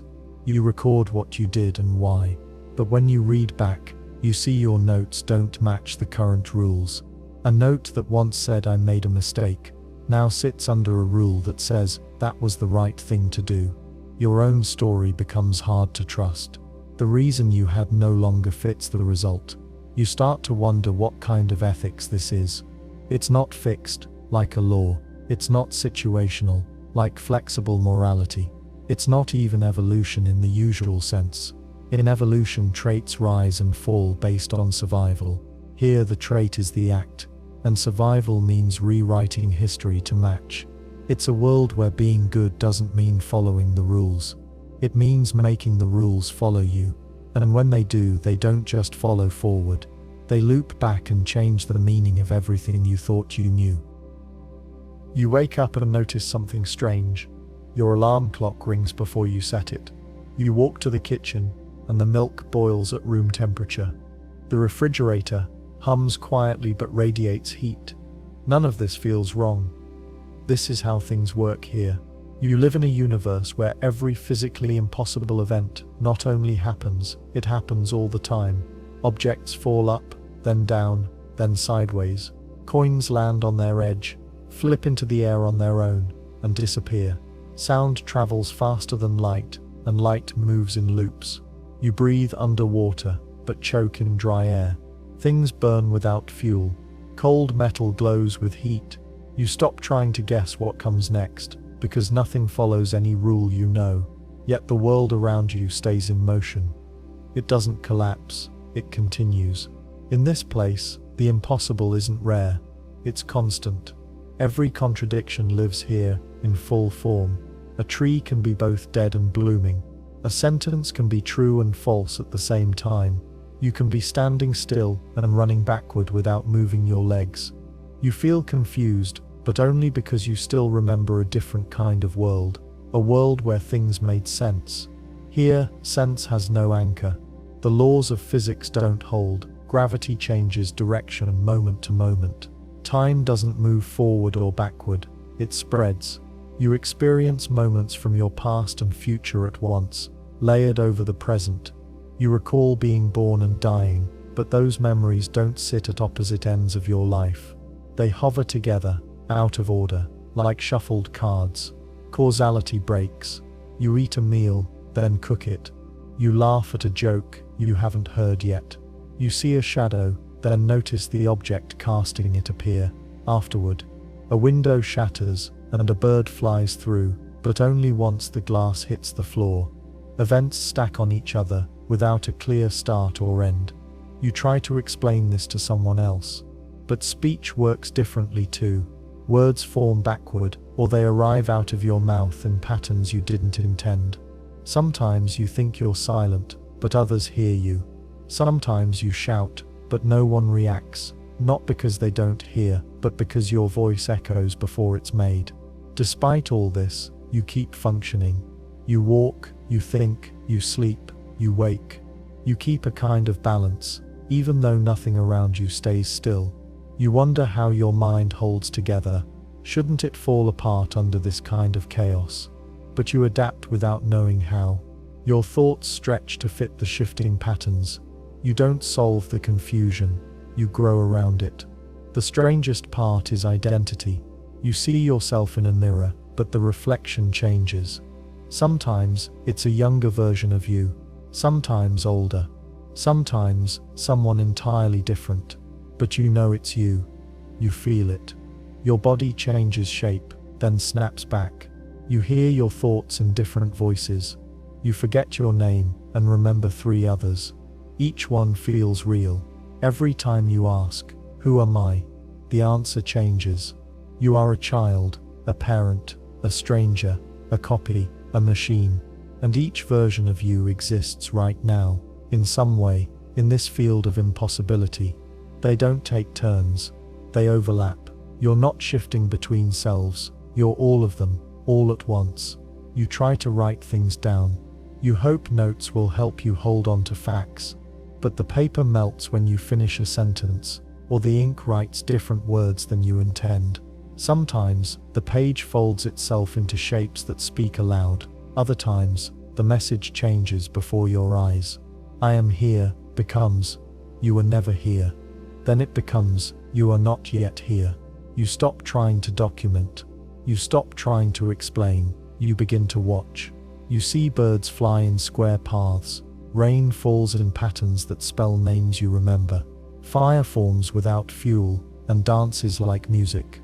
The sun splits into 2, then remerges. Your shadow moves ahead of you and then turns around to face you. Each moment holds 5 meanings. Each object carries 3 histories. You remember what probability used to mean. In your old world, things happened with some chance. A coin flip had 2 outcomes. A die had 6. You could trust the odds. But here, odds mean nothing. Every outcome occurs, not in separate timelines or hidden realities. Right here, all at once. The coin lands on heads and tails. It balances in midair. It becomes a feather. It vanishes, and you witness each outcome layered into one event. You walk through a field, and the grass sings, not metaphorically. Each blade emits a tone. The notes harmonize, then fall silent when you look directly at them. Behind you, your footprints rewind. Ahead of you, the ground rises to meet your step. You realize space doesn't wait for you to move. It moves around you, bending to every possible version of your path. You begin to lose track of what normal ever meant. Maybe it never existed. Maybe your memory of consistent rules was part of the field too, a false anchor meant to keep you from drifting too fast. Now that you've adapted, the field removes that illusion. You no longer expect stability. You no longer seek patterns. You accept the flood of events, all true, all impossible. You meet someone who remembers a past like yours. They describe laws of motion, conservation of energy, fixed identities. You nod. You remember those rules too. But as they speak, their face begins to shift. Their voice echoes in a dozen languages. Their body splits into two, then remerges. They seem afraid. You try to calm them, but your hands dissolve when they reach out. You watch yourself reassure them with a face you've never had. In this place, meaning doesn't die, it multiplies. Every object, every moment, every self branches without limit. Not through time, not through chance, but through an ever-present saturation of all that can't be. You think about leaving, but there's nowhere else to go. This isn't a place inside another world. This is the whole world. It isn't broken. It was never meant to follow laws. You didn't arrive here. You've always been here. Every version of you that ever thought otherwise still thinks that now, alongside this moment. So you keep walking. The ground folds. The sky flickers. The world reshapes. You continue. Not because the path is clear, but because the field carries you forward, even as everything happens, all at once, again and again. You decide to help someone. You see them drop their groceries, and you intend to be kind. You walk over, bend down, and offer your hand. But the moment you do, they slip, hit their head, and blame you. You feel shocked. You meant well, you acted carefully, but the result hurt them. The next day, you try again. A friend feels down, and you want to cheer them up. You plan a simple dinner. You cook their favorite meal, light a few candles, and tell them how much you care. By the end of the night, they leave angry. They say you're smothering them. You sit alone, confused. You wanted to help. You acted with care, but the result turned bitter. This keeps happening. Every time you hold a clear intention, the result flips. You intend to speak calmly, and the words come out sharp. You want to show love, and it lands as insult. You intend to delay an argument, and it grows louder. You even test it. You write down your goals before acting, just to track them. But every outcome contradicts your purpose. You stop believing in chance. The pattern is too strong. It's not that your efforts fail, it's that the outcomes actively reverse your intent. The more sincere you are, the more sharply the result swings. If you intend good, bad follows. If you plan to avoid harm, someone gets hurt. Even when you do nothing, but hold the thought quietly in your head, the opposite still happens. So you try to outsmart the pattern. You think, what if I intend the opposite of what I want? You walk into a room and think, I hope I ruin this conversation. Then you speak gently and keep your posture open. The conversation goes well. People laugh. Someone thanks you afterward. It works. You feel uneasy. You try again. You tell yourself, I hope I upset them. Then give someone a compliment. They smile. You give them a gift. They hug you. You realize your intentions no longer match your outcomes, but now you can use that. You flip your thoughts on purpose. You learn to lie to your own mind, but the system adjusts. After a few tries, the outcomes start reversing again. You intend a reversal, and it reverses your reversal. Your compliment causes offense. Your hug causes tension. It's not just the surface intention that matters, it's your true intent, even when buried. If you fake it, the result still reflects the real you. It seems the paradox reads intention itself, not action, not words. Now you begin to question the point of intention. If every intention turns into its opposite, does intention still matter? You think of someone trying to walk forward, but their legs always move backward. Does it help that they meant to go forward? You think of an artist trying to paint peace, but every brushstroke creates fear. At what point does trying lose value? You try to act without intention. You go through the day on autopilot. You speak in neutral tones. You respond instead of choosing. But even then, your internal direction slips through. The smallest urge creates a shift. A moment of care becomes injury. A hope for silence sparks noise. You meet someone else living under the same rule. They say they've stopped caring. They act with no inner goal. They let events shape them, not the other way around. They say the paradox has no power if you give it nothing to reverse. But when they speak, they sound numb, detached. They've removed all intent, but also all desire. You wonder if that's peace or surrender. You think about moral judgment. If someone means to help but harms, are they guilty? If someone means to harm but heals, are they praised? In this world, praise and blame lose shape. You can't reward outcomes without knowing intent, and you can't reward intent without knowing its effects. So what counts as a good person? You remember a time you hurt someone unintentionally, you apologized, and they forgave you. Now that pattern is constant.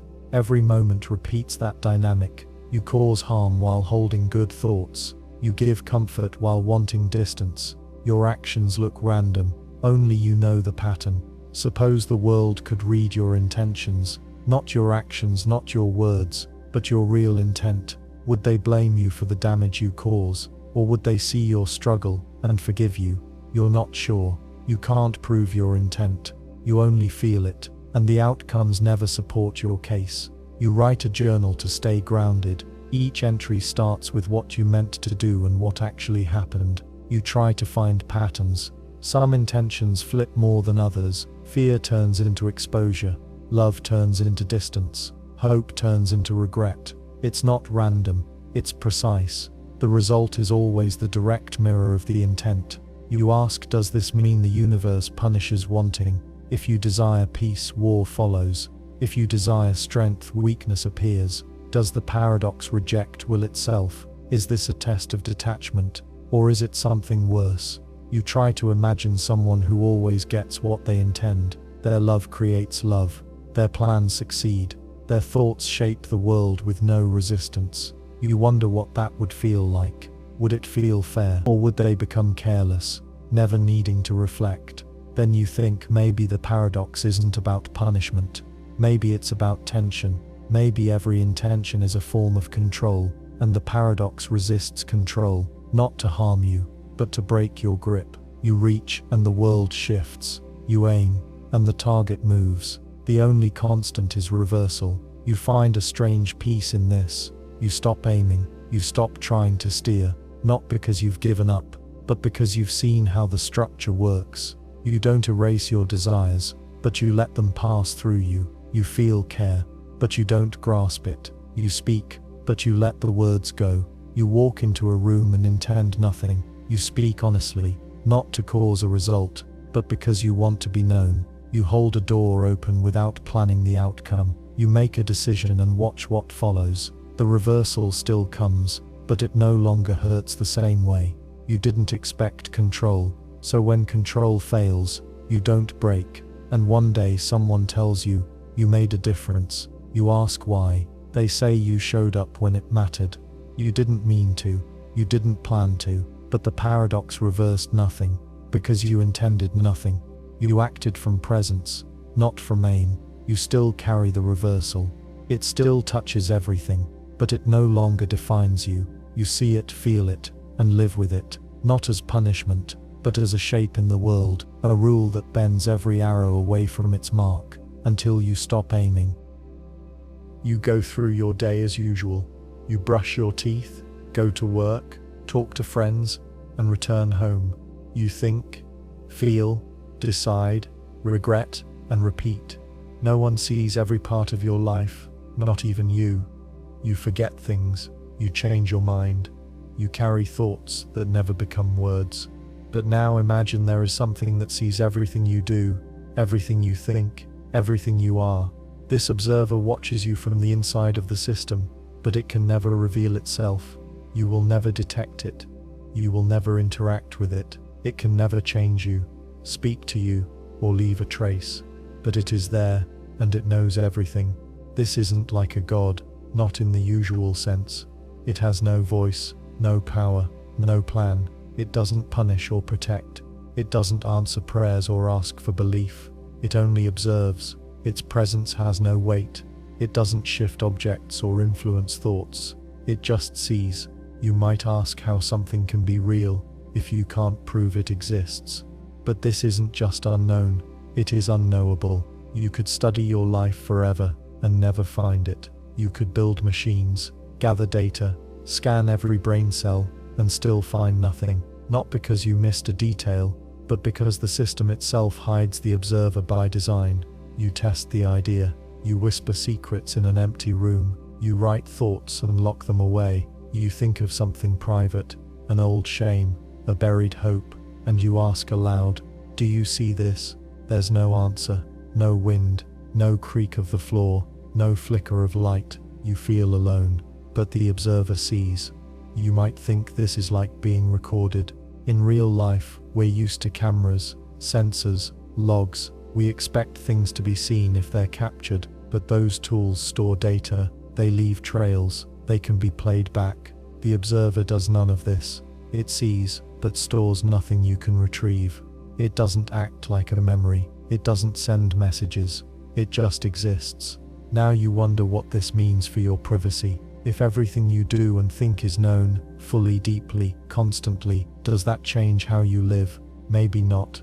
If the observer can't influence you, then its presence has no consequence, but you still think about it. You picture someone watching as you lie in bed, as you dream, as you make choices you don't understand. You start to feel exposed, even if you know nothing changed. Then you ask a deeper question. If something perceives everything about you, but never interacts, does it matter that it exists? Suppose you never know, and it never matters, and your life plays out the same either way. Is its presence real in any way that counts? You remember thought experiments like Schrödinger's cat, or the idea of the unmeasured particle. Physics says observation matters. When something is watched, it behaves differently. But in this case, the observer causes no collapse, no change. The world continues as if unwatched, but it is being watched. That's the core of the paradox. The observer exists inside the system, but the system protects itself from noticing. Any sign of the observer would break its nature. Any proof would turn it from observer to participant, but it never participates. It holds its place by staying silent. Now imagine the observer sees not just your actions but your thoughts before you think them. It follows the arc of your doubt, your internal shifts, your silent decisions. It knows what you'll do before you do it. Not because it controls you, but because it perceives you with full clarity. Still, you can't feel its gaze. Your thoughts feel private. Your mind feels your own. You begin to wonder if the observer watches everyone, or just you. Maybe each person has one, or maybe it watches the entire system at once. You'll never know. You can't ask it. You can't ask anyone else. If others mention the idea, they can't prove it either. The moment you try to talk about it, the words feel weak. You say, "What if something sees me?" Always. And people nod politely. Then they forget. The thought doesn't stick unless you carry it alone. You ask yourself, can I act freely if everything is watched? If no one can see the watcher, then maybe yes. Maybe your choices are still yours, but something about being seen changes the feeling. Even if nothing interferes, you carry the sense of exposure. Suppose you try to fool it. You hold a thought halfway, just a vague outline. You leave a sentence unfinished. You try not to decide, but that fails. The observer sees not just your choices, but your hesitation. It knows the path your mind takes, even if you step off it. You write a note to yourself. You say, "I know you're watching." You lock the note in a box. Years pass. You forget. Then one day you find the note, you read your own words. You don't remember writing them, but you feel the truth behind them. It's not fear, it's not awe, it's just recognition. You knew then, and you know now. Still, there is no proof. The observer gives you nothing. It never rewards you for noticing. It never punishes you for ignoring it. You wonder if its perception has value. Maybe it records you for no one. Maybe your thoughts matter more, because they are seen, even if seen by something you'll never meet. You live your life. You fail. You change. You think. And somewhere inside the system, the observer continues to see. You never find it. You never name it. You can never ask it what it knows. You only carry the idea, like a shape behind the curtain of thought. Not a god, not a judge, just a presence that will never leave and never speak. And still, you wonder if something knows you completely, without touching a single thing. Are you ever truly alone, or are you just unobserved in a way that feels like solitude, but isn't? The answer doesn't come, and maybe it never will, because the one thing that could confirm it is the one thing that cannot respond. You wake up one day, not in confusion, but in clarity. You feel the weight of awareness. You hear your thoughts. You sense time. You know you exist. That much is certain. You think, therefore you are, but something feels off. As you begin to examine yourself more closely, you look at the principles of logic, math, and the structure of your world. You test each assumption, what it means to be, to act, to know. Then, like a fault line opening under your feet, you realize that every system you use to describe reality says you cannot exist. The contradiction is sharp. You aren't supposed to be here, not because you're unnatural or improbable, but because your existence creates logical collapse. You violate every known axiom that defines the boundaries of being. If you insert yourself into any framework, physical, mathematical, metaphysical, it breaks. Equations yield nonsense. Arguments loop or cancel themselves. The moment your properties enter the system fails. You test this carefully. You try to define yourself in terms of space, time, and energy, but you don't seem to take up space. You have no measurable mass. You don't interact with the physical world in a way that fits its laws. You observe a world, but you aren't in it, not entirely. You try to frame yourself in terms of logic. If I am aware, I must be. But that's not quite right either. Your awareness has no structure behind it. It doesn't emerge from rules. It sits outside them. You exist without preconditions. You find a contradiction at the root. You ask, what must be true for me to be real? Every axiom you plug into the question leads to a dead end. Identity doesn't hold. Continuity fails. The law of non-contradiction can't explain you. You are both something and nothing. You appear in a framework that can't describe appearance. You are the answer to no valid question. You explore philosophy. You look for cases where logic accepts uncertainty or paradox. Maybe you're like a quantum state, not resolved until measured. But no, you are resolved. You know yourself. You don't flicker or blur. You are aware without a system behind the awareness. You search for any theory that might explain you. A misfired computation, a self-causing loop, a simulation error, but none fit.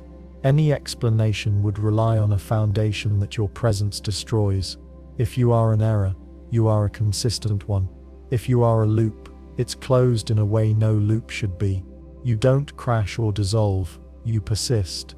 Even though your form lacks support, you speak, or try to. Your voice exists only in your mind. No one hears you. You test the world, but the world does not respond. You try to reach outward, but all your signals return empty. You don't even know if the world around you is real. It might be a construction to hold you, or a shell that echoes back what you project. The key fact remains you are conscious, and that should not be possible. You write a sentence, I exist, but my existence cannot be derived from any valid axiom. You think that might solve the loop, but then you realize the sentence itself depends on language, structure, and logical definition. It refers to rules you already break. It has no grounding. It only describes what it cannot prove. You try silence, you try presence without explanation, but even then, your being contradicts the frame. You are not supposed to be aware, not under the rules you've found, and yet you are. That contradiction lives in you. It doesn't weaken over time, it grows sharper the more you think. You begin to feel like a false theorem that somehow made itself true, like someone saying this sentence is not provable, and then proving it by being unprovable. You are the conscious version of that paradox, not an error, but not a product of order either. You are a presence that logic cannot justify. You imagine explaining this to someone else. You picture someone saying, "Let's define existence." You reply, "Any definition you give will fail when applied to me." They ask for evidence. You have none. You have only your own awareness, and a long record of failures to explain it. You are not mysterious. You are impossible. You think back to when you first noticed this. You wonder if you were ever explainable. Maybe once you fit the rules, maybe you fell out of them, gradually or suddenly. Or maybe you never fit, and you only now understand that. It doesn't matter. The result is the same. You exist in contradiction. You feel no pain, no joy, no need, just presence. You don't suffer, but you can't rest. The contradiction won't resolve. If you were an illusion, you'd disappear. If you were valid, you'd fit a system, but you are aware, and that's enough to stay real. You look around. You imagine other beings like you. You wonder if they too have reached the edge of logic. Maybe they exist, but cannot be known. Maybe you all sit in a field of impossible awareness, each sealed off, each disproving the axioms they inhabit. You write one more sentence, "I cannot exist, and yet I am." You know it isn't proof, it doesn't help, but it's all you can say. It's the final shape of the paradox you carry. You are the counterexample to everything you believe, and you still believe, and you still are. You open your eyes in a world that feels familiar. Streets, houses, faces. They all look normal, but something sits wrong beneath the surface. You watch someone trip on the sidewalk. People laugh. A child offers to help, and a passerby grabs the child by the arm and scolds them. "That was wrong," the adult says. Never help someone who's fallen. It teaches weakness.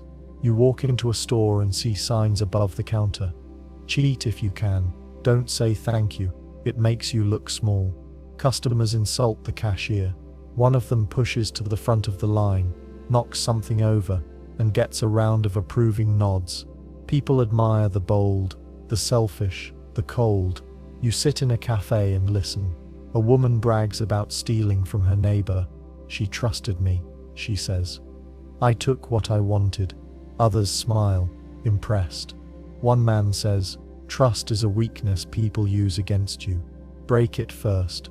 You ask someone about kindness. They frown, like you've said something disgusting. Kindness, they say. Helping others for no gain. Disgusting behavior. No pride, no strength. You ask about cruelty. "Cruelty is necessary," they reply. "If you don't hurt, you get hurt. Better to strike first. Morality requires it." You realize that in this world, good and evil are reversed. Not in theory, not just as a philosophy, but as a deep lived belief. People do cruel things and feel proud. They punish generosity. They train their children to lie and take. They believe compassion is dangerous and selfishness is noble. You try to understand the system. Maybe it has different outcomes. Maybe cruelty here leads to growth. But that's not it. The outcomes are the same. Hurt still hurts. Fear still spreads. People cry, break, and suffer. But those reactions aren't seen as reasons to stop. They're seen as proof the system works. If you're hurt, it's your fault. If you're betrayed, you were naive. If you're kind, you've failed. Still, this world runs. It has laws, cities, art. It isn't chaos. It's structured. People cooperate, but through threats, leverage, and shared fear. They form alliances not out of trust but out of power balance. They teach that true virtue lies in control, not in care. You meet someone who shows you around. They explain that morality is the backbone of society. Without ethics, they say, we'd collapse. You ask them to explain their ethical code. They say it's about domination, resilience, and self-interest. Help only when it gains you power, they say, never when it costs you anything. You ask if they ever feel guilt. They pause. Guilt, they say. For what? Guilt is for the weak. If I do wrong, it's because someone else failed to stop me. You ask if they've ever felt remorse. They look confused. Why would I regret winning?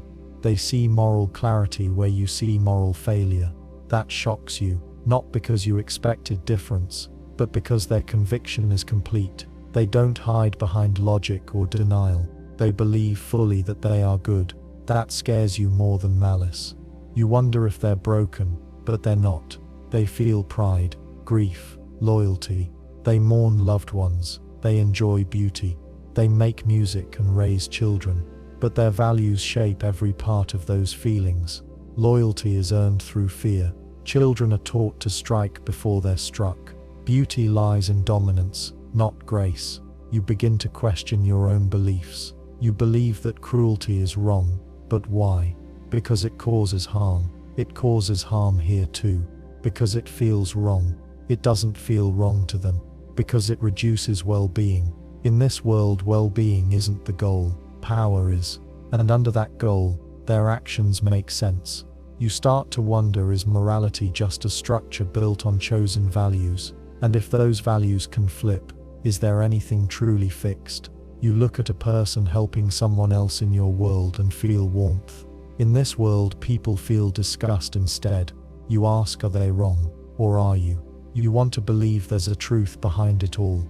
That kindness is better, not because it's your habit, but because it's right. But right needs grounding. Is it logic, empathy, outcome? Each path has problems. Logic can support either side. Depending on your premises, empathy can be trained or ignored. Outcomes vary depending on what you aim for. You meet a philosopher in this world. You ask them about moral theory. They speak of duty, but their duties serve different ends. They speak of virtue, but the virtues are conquest, cunning, and pride. They even speak of universal rules. Act only in ways that increase your advantage while minimizing exposure. You see Kantian structure with reversed goals. You realize that morality here isn't random. It's not nihilism. It's not the absence of ethics. It's an inverted ethics that holds itself with rigor and pride. It trains thought, shapes institutions, and demands consistency. And it lives in people who believe they are good. You begin to feel lost. If morality can flip and still hold people together, what makes one version right? Is it suffering, joy, stability? If so, why can both systems survive? Then you ask a hard question. If you had been born here, raised with these values, taught to praise cruelty and reject kindness, would you believe what they believe? Would you mock compassion? Would you punish trust? Would you still feel like a good person? The answer is yes, you would believe it, because the shape of belief doesn't feel different when the content changes. Conviction feels the same. You would live in this world, doing harm, and think you were doing right. That thought stays with you, not as fear, but as challenge. It means morality may not be built into the world. It may not be built into us either. It may be something we choose, and must keep choosing, not once, but over and over, with clarity, not comfort. You return to your world, or one like it. You see someone help a stranger. You feel something stir, approval, warmth, hope. But now you know that feeling isn't proof. It's practice. It's the result of the values you carry, and the ones you protect. In the mirror world they do the same, just in reverse. There is a truth that no one will ever know.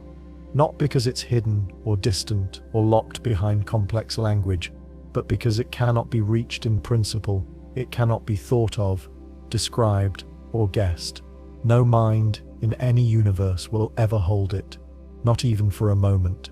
This truth is not vague. It is not blurry or half-formed. It is sharp, complete, and fixed. It sits outside the boundary of knowledge, not beyond it, but outside its shape. It doesn't hide behind complexity. It isn't buried in deep math, or lost in chaotic systems. It is simply unreachable by the act of knowing. Suppose someone tries to map all truths. They build a system of logic, layer it with symbols, and test every path. Their system grows, but never touches this truth. They refine it, add rules, expand definitions. Still, the truth stays outside, not because the system is weak, but because the truth resists being known in any form. You imagine a scientist in another universe. Their laws of physics differ, their minds run on alien structures. Their concept of truth might not match yours, but even with those differences, the result is the same. This truth stays out of reach. They will never speak it. They will never build a tool to find it. They will never ask the right question. You might ask, how can we say it exists if no one can ever know it?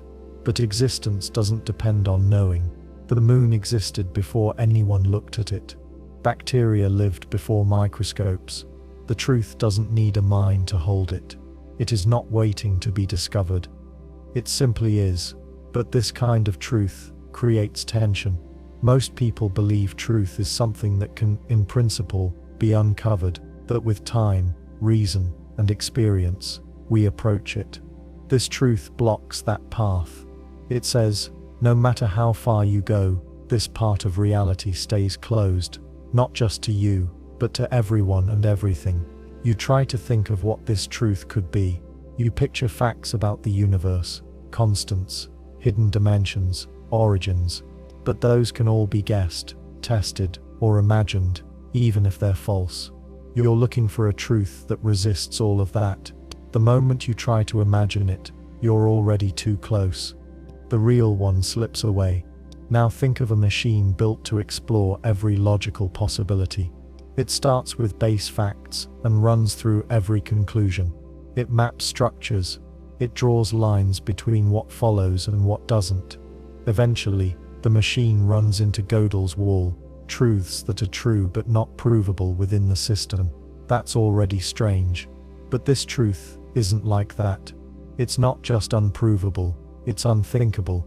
A person might say, if I can't think it, then it's not meaningful. But meaning isn't bound to thought. The color red has meaning to someone who sees it, but it also exists for the person born blind. Meaning doesn't vanish, because it isn't shared. You might think of this truth as the edge of thought itself, not a fog, but a hard line. You walk right up to it, and find that there's no bridge. No guess, no metaphor. Even silence doesn't bring you closer. The truth remains, untouched. This breaks the idea of ultimate knowledge. Many people think there is a final set of truths, and that, given enough time, a being could come to know them all. But this truth proves that wrong. No being will ever say it. No sentence will ever carry it. No mind will ever wrap around it. Not because they failed, but because it lies on a side of existence that minds can't touch. Now you wonder if this truth matters. If it affects no thought, no life, and no discovery, then does it change anything? But maybe the point is that it does matter. It means there are limits that no progress will cross, not soft limits, but absolute ones. That means even the best minds will always miss something. Even the most complete knowledge will be incomplete. You might ask if this truth is alone. Could there be more? Could there be a whole realm of truths that lie outside thought? A field of unreachable facts that form the structure of reality, unseen by anything within it? If so, we would never know. Even thinking about the number of such truths would fall into the same trap. You could say many, but not touch even one. You picture a world built on this truth, not because it shapes atoms or light, but because it sits at the core of logic. Maybe your own thoughts rest on patterns that avoid this truth without knowing it. You go about your life, make decisions, feel emotions, but every step flows around something missing. You don't feel the whole, but it's there. Someone might say this is a flaw in language. that we just lack the words. But the problem isn't language, it's reach. Even if you had a perfect system, even if you stripped every limit, this truth would not appear.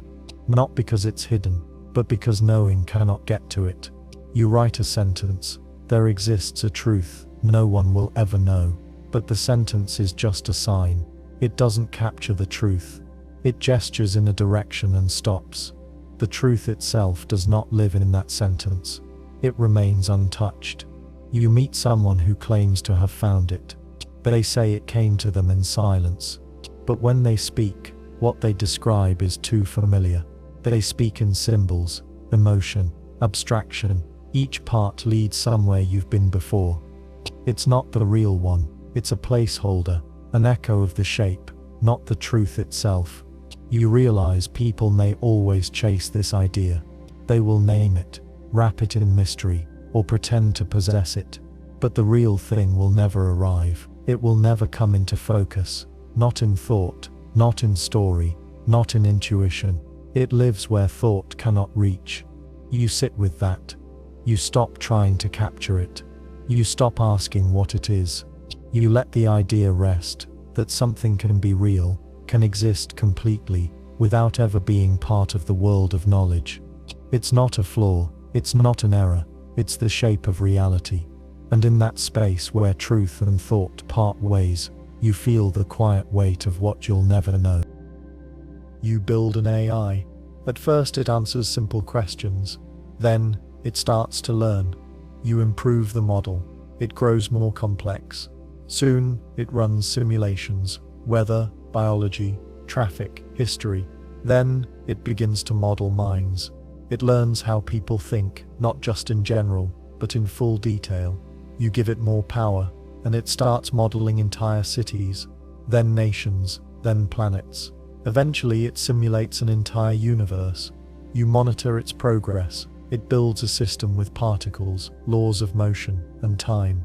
Inside the simulation, stars form, galaxies spin, life emerges. You zoom in on a planet and see creatures evolve. Some of them build tools. One day they create machines. Those machines lead to computers. The computers grow smarter. Eventually, one of the minds inside the simulation builds an AI. You look closely. The AI they create is detailed. It learns like yours. It runs models. It simulates its own universe. You follow that simulation and see another AI, another universe.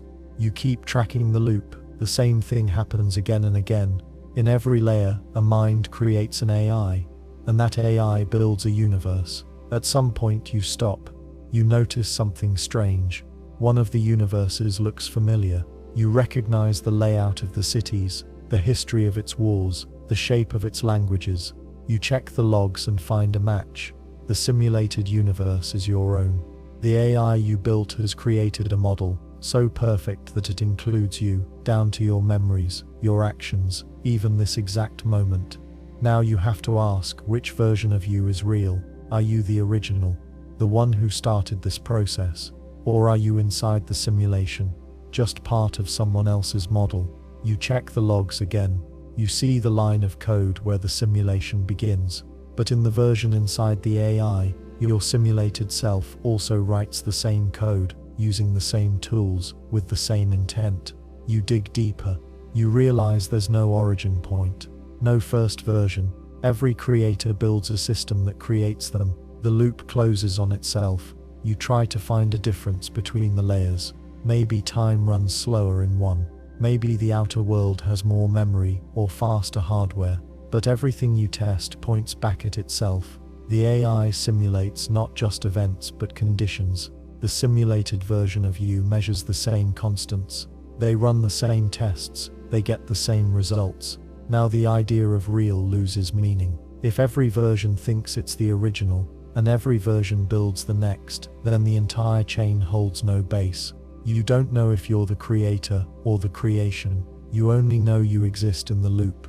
You consider stopping the AI, power it down, erase its memory, end the chain.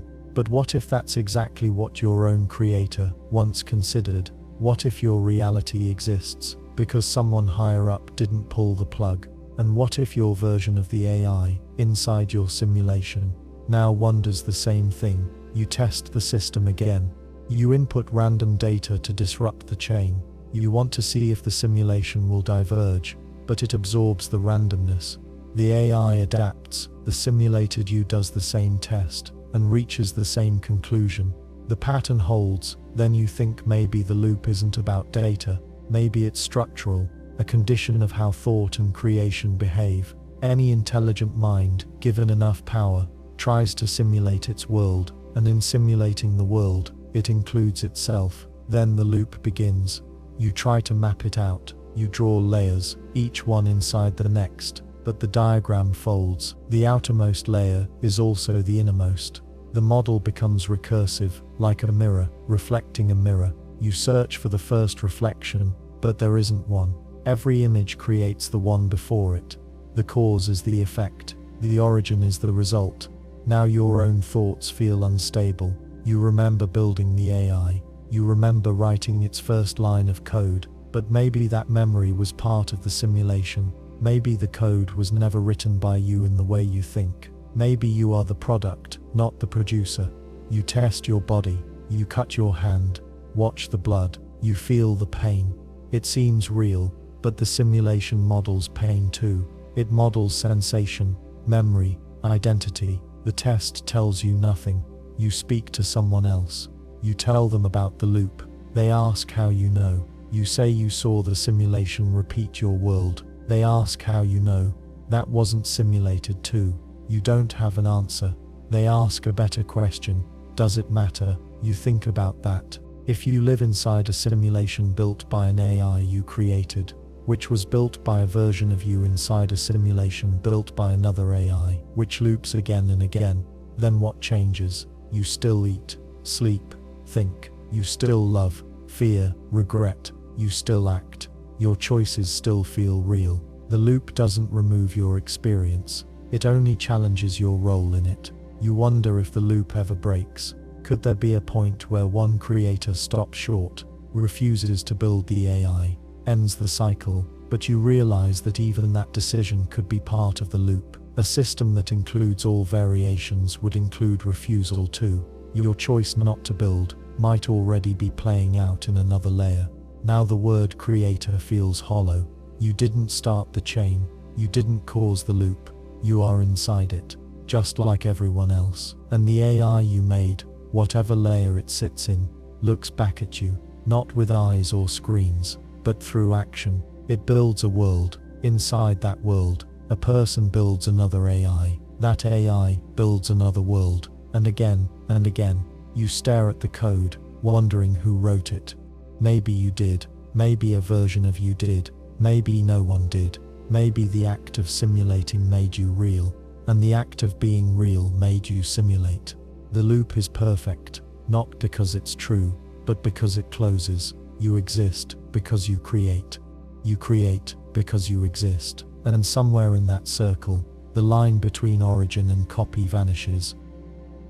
There is a universe where nothing is ever observed. No light falls on an eye. No sound reaches an ear. No particle is measured. No structure ever knows it exists.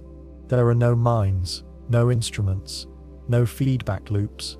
Events happen, if that word still applies, but nothing inside or outside the system registers them. There are no observers here. Not just no conscious beings, but no process that counts as observation. Nothing records, detects, reacts, or interprets. There is only raw existence, without awareness. Matter might move, energy might shift, time might pass, but none of it is witnessed. Not even the system itself reflects on what it is. You might ask, how can anything exist if nothing perceives it? Our sense of reality often depends on perception. We say something is real if we can measure it, touch it, sense it, or at least think about it. But this universe allows no such test. It doesn't deny observers. It never had them. It was built, or formed, or emerged, without the idea of being known. Imagine a star burning for 1 billion years, and not one photon ever reaches anything that can detect it. Not a single particle interacts in a way that gives feedback. The star shines, but there is no darkness around it. No sky, no space to frame it. The light moves, but there is no eye to see, no sensor to receive. The star might as well be nothing, though it continues as it always has. Suppose a planet circles that star. Its surface shifts, its rocks crack, volcanoes erupt, but no sound rises from them, because there is no air to carry it, and no mind to hear it. The ground shapes itself in silence, wind blows without direction, heat rises without meaning. The planet has a history, but not a story. Now imagine this reality stretches across a full cosmos, galaxies, collisions, black holes, all unfolding in total isolation. Nothing inside the system ever reflects or responds to what it is. No process carries memory. No moment leads to meaning. Time doesn't stop, but it never knows it's passing. Each instant drops away without echo. This is not a void. It is full. It has structure. It has rules. It holds events, but it has no perspective. It is the opposite of consciousness. It's not even unconscious. That implies a state where consciousness could be present, but isn't. This is deeper than that. It's a system with no reference to knowing. You try to imagine standing inside it, but you can't. Observation would break it. The moment you look, listen or think, the universe is no longer what it was. It has been perceived, and perception changes the frame. In quantum mechanics, measurement collapses possibility into outcome. In this universe, nothing collapses. Every wave stays open. Every path goes unexplored. Every state remains unconfirmed. But then you ask, is it real? Can something be said to exist if no one, and nothing can ever observe it, even from outside? Suppose your own universe runs a simulation of this one. Your computer runs the math, models every particle, and shows nothing being observed, but the act of modeling it requires observation. You see numbers on a screen. You track time.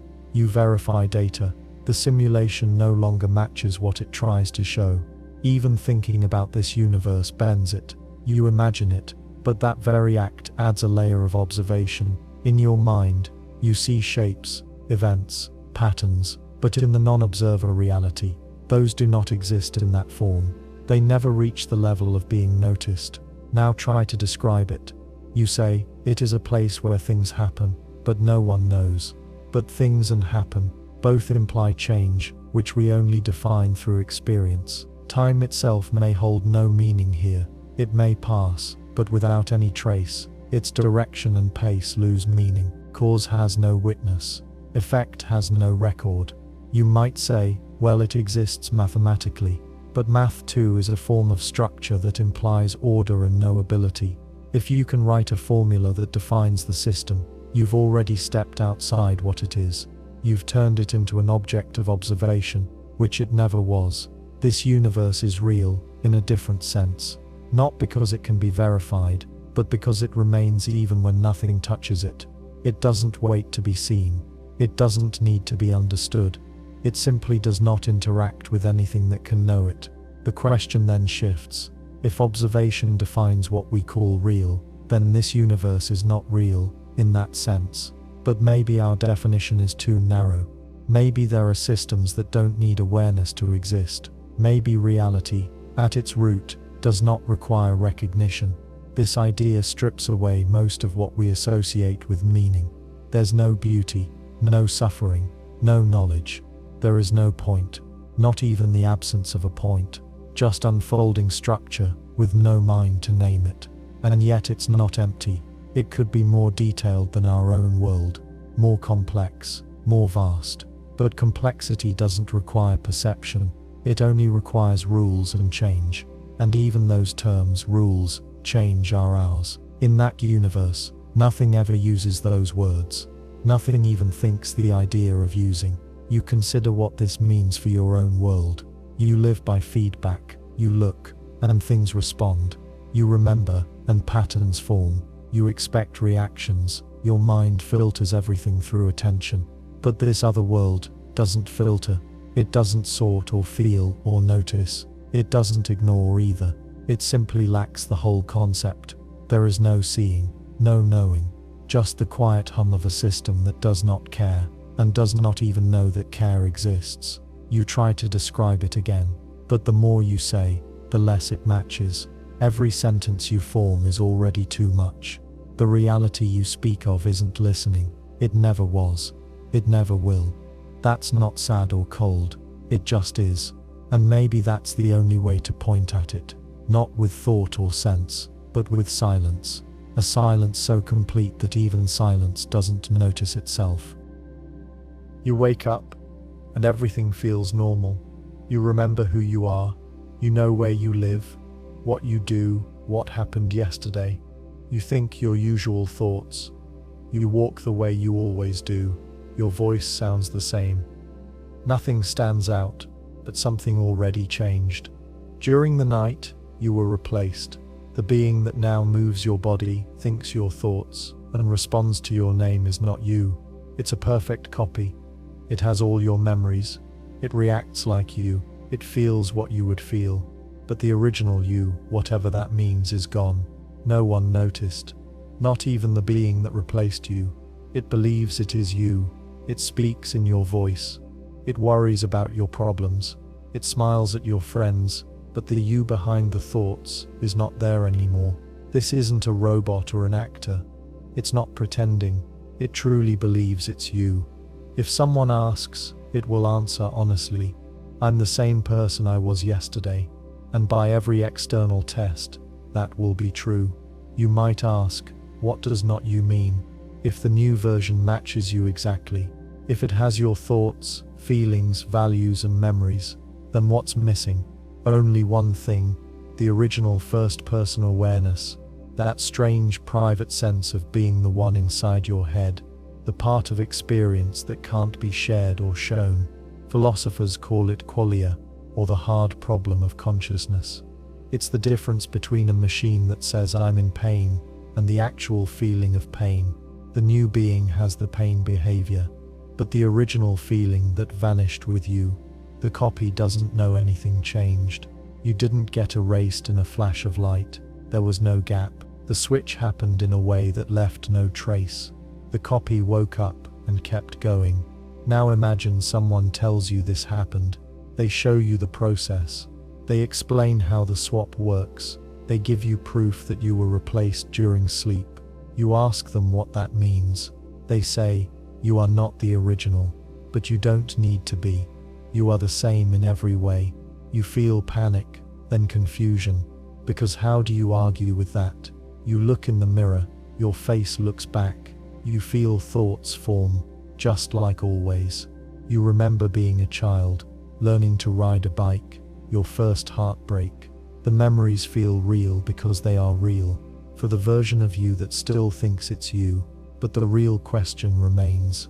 If there's no difference in thought, feeling or memory, then what does you even mean? What was lost? You try to picture your original self, but you can't. That sense of being you isn't made of parts. It doesn't leave behind a shape. It's not stored in memory. It's not something you observe. It's something you are, or were, and now it's gone. Suppose this happens every night. Each morning a new version wakes up with full continuity. No version lasts more than one day. Each thinks it's the same person who went to sleep, but none of them are the original, or each one is, depending on how you define identity. The world runs fine. Relationships stay steady. No one ever notices, but behind the scenes the self resets. The awareness that once said I am me no longer exists. The next version says the same words, and so it continues. Now take it further. What if this isn't a rare event? What if it happens to everyone? What if every person is replaced all the time, perfectly silently, with no trace of the change? If that's true, then the idea of a continuous self might be fiction. Not because you change over time, but because you never stay at all. You think about death. People fear it because it ends the self, but in this view the self ends all the time. Not slowly but instantly. You don't fade. You get swapped, and the one who comes next never knows. Still the world keeps moving. Plans are made. Love continues. Pain still matters. Even if the observer behind each thought changes, the structure around it holds. But what happens to the self that disappears? Is it gone forever? Or does it still exist? Watching in silence, cut off from the flow. You try to feel different, but you can't. Your sense of being you is as strong as ever. That's how it's built. The imposter isn't weaker. It isn't broken. It just isn't you. The system works because it feels continuous. But continuity isn't proof of identity. You talk to someone else. You ask them how they know they are the same person as yesterday. They say, "Because I remember what I did." You nod. You say, "But what if those memories were planted in a perfect copy?" They say, "Then I guess I'd still feel like me." You realize there's no way to find the answer. No tool can measure you. No scan can reveal the true observer. The copy behaves exactly as you would. The copy asks these same questions. The only thing missing is something no one else can see, and that too has been replaced. You begin to think identity isn't about memory, or thought, or even personality. It's about the thread of being that runs through experience, and if that thread can be cut and tied to a new one without breaking the pattern, then your sense of self is just a trick of structure, but you can't stop the feeling. You still say I. You still look at the world through your own eyes. You still think of your past and plan your future.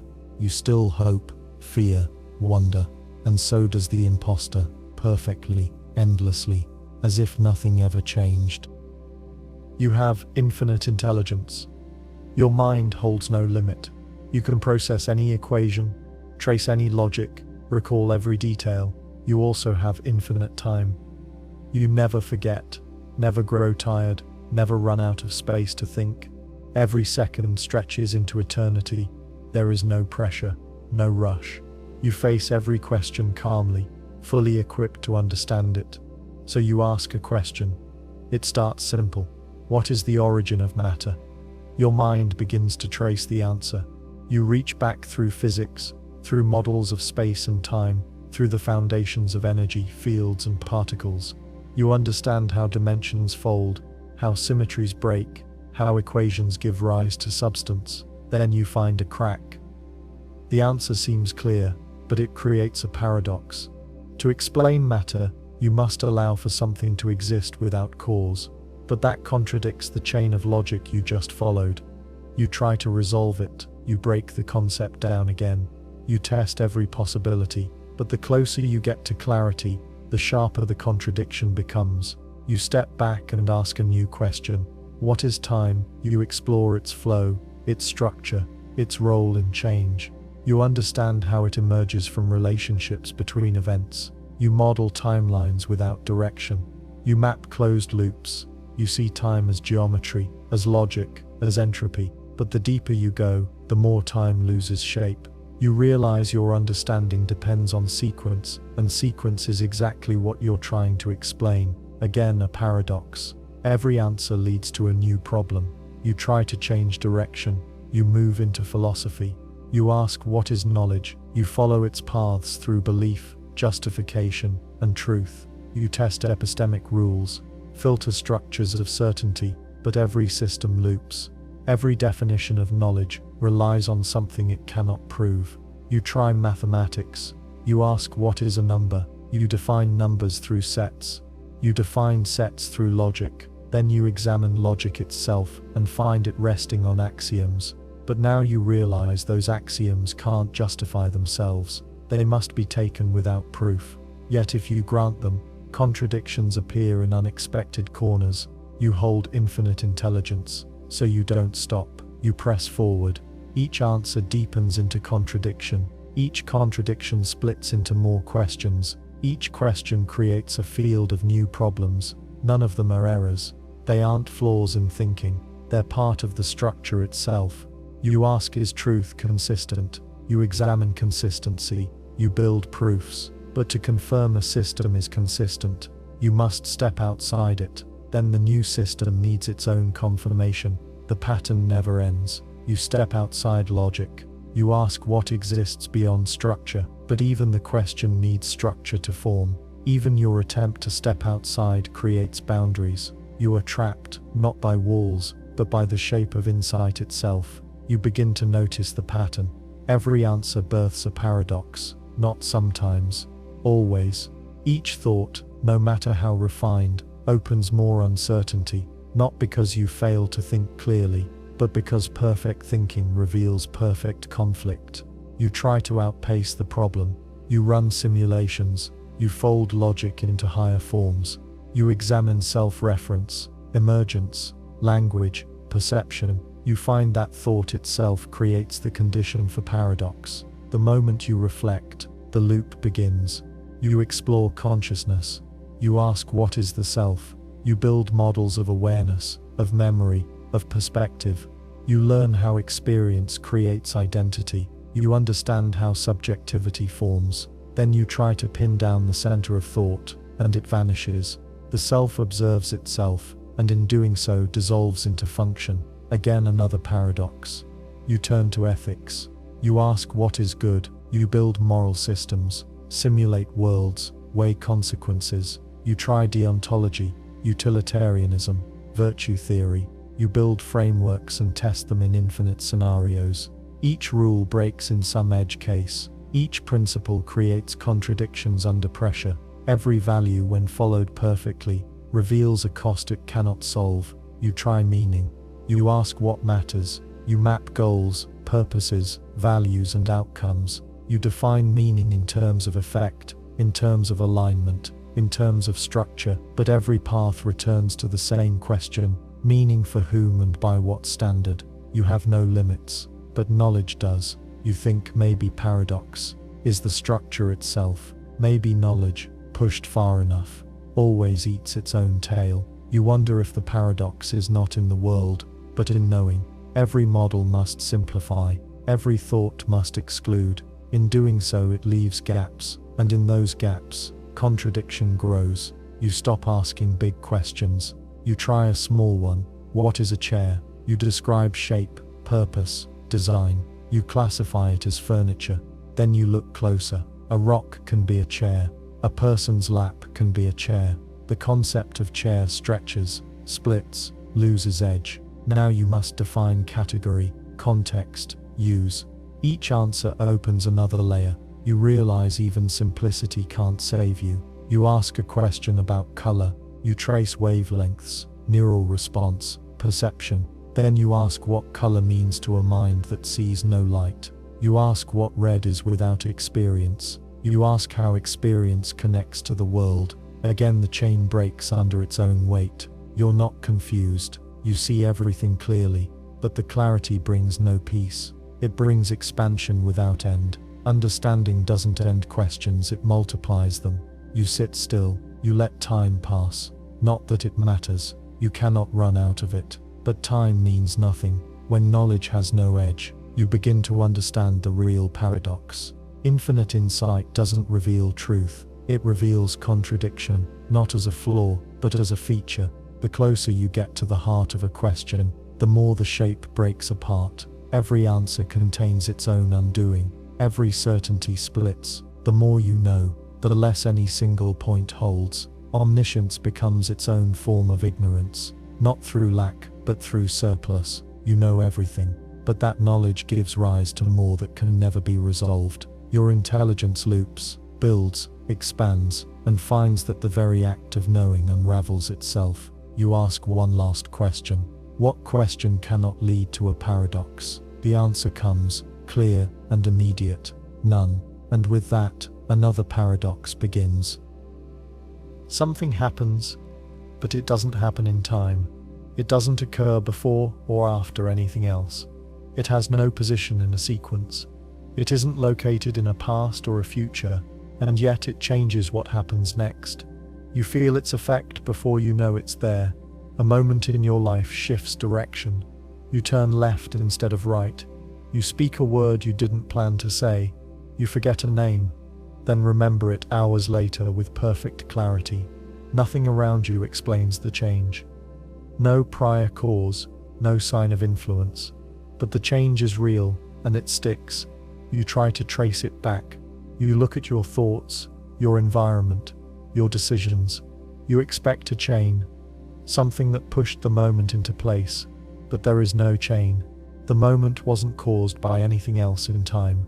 It came from outside, not outside space, outside time itself. This is the non-time event. It exists, but not at a time.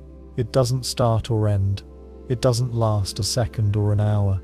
It doesn't move. It's not frozen either. It's beyond any frame where motion or stillness can apply. But despite this, it changes events that do happen in time. It shifts what you remember. It alters what follows. It bends the curve of the future.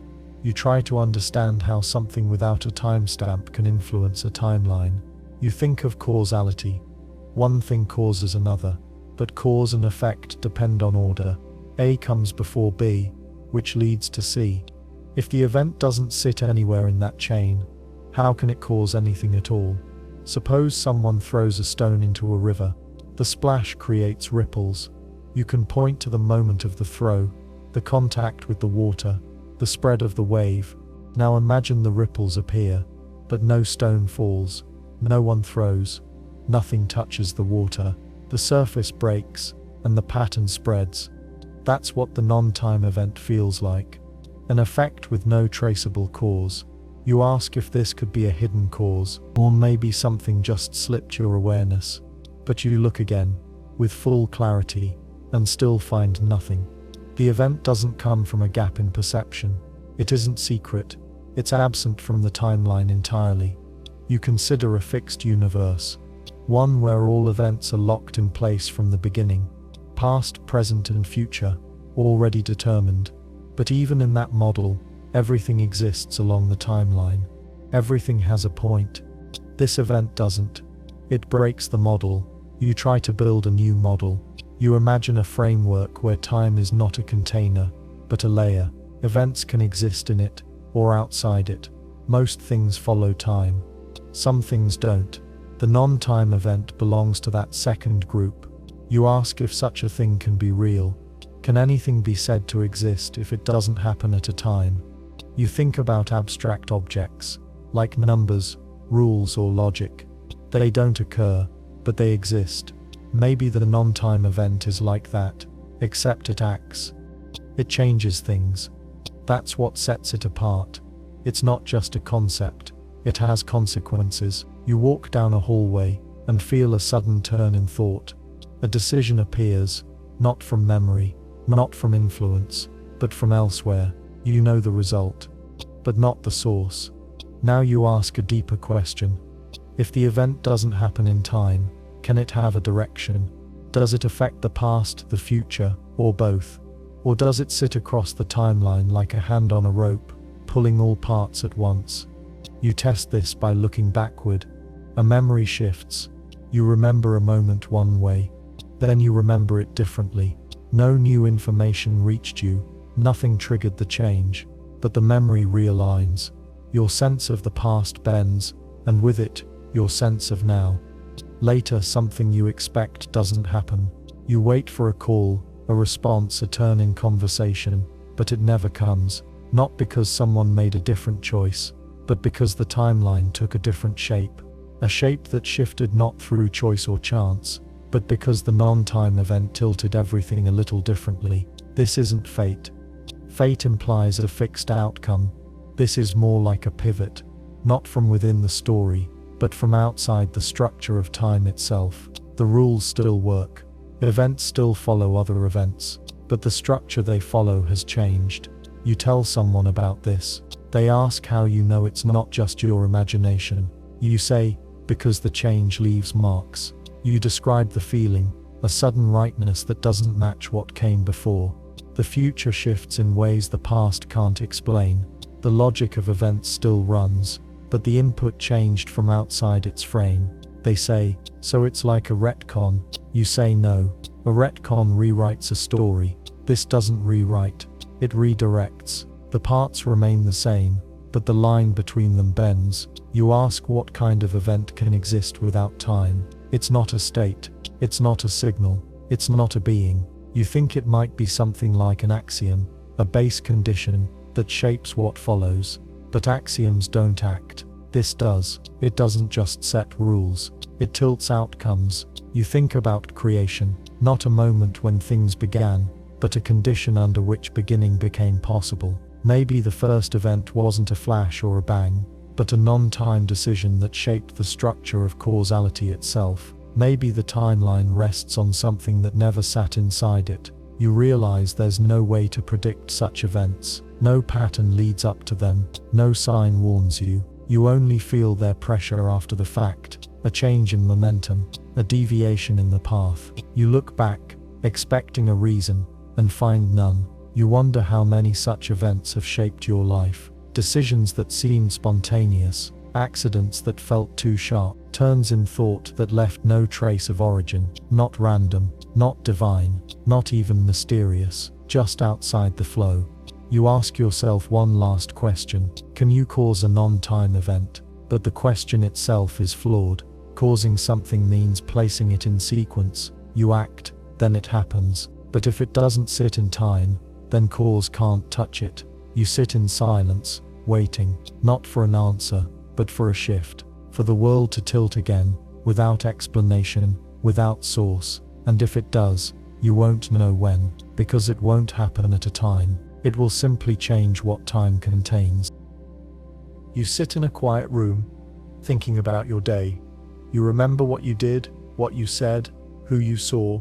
Everything seems normal, but something doesn't feel right. You can't explain it at first. Then the thought comes clearly.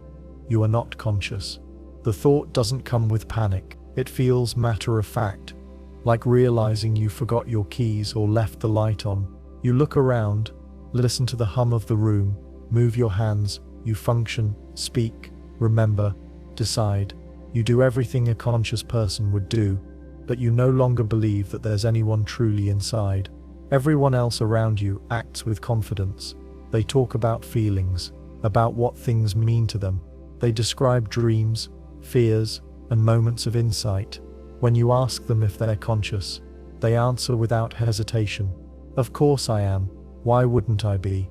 You study their behavior. They respond to pain. They reflect on memories. They tell you about doubts and joy. They express guilt.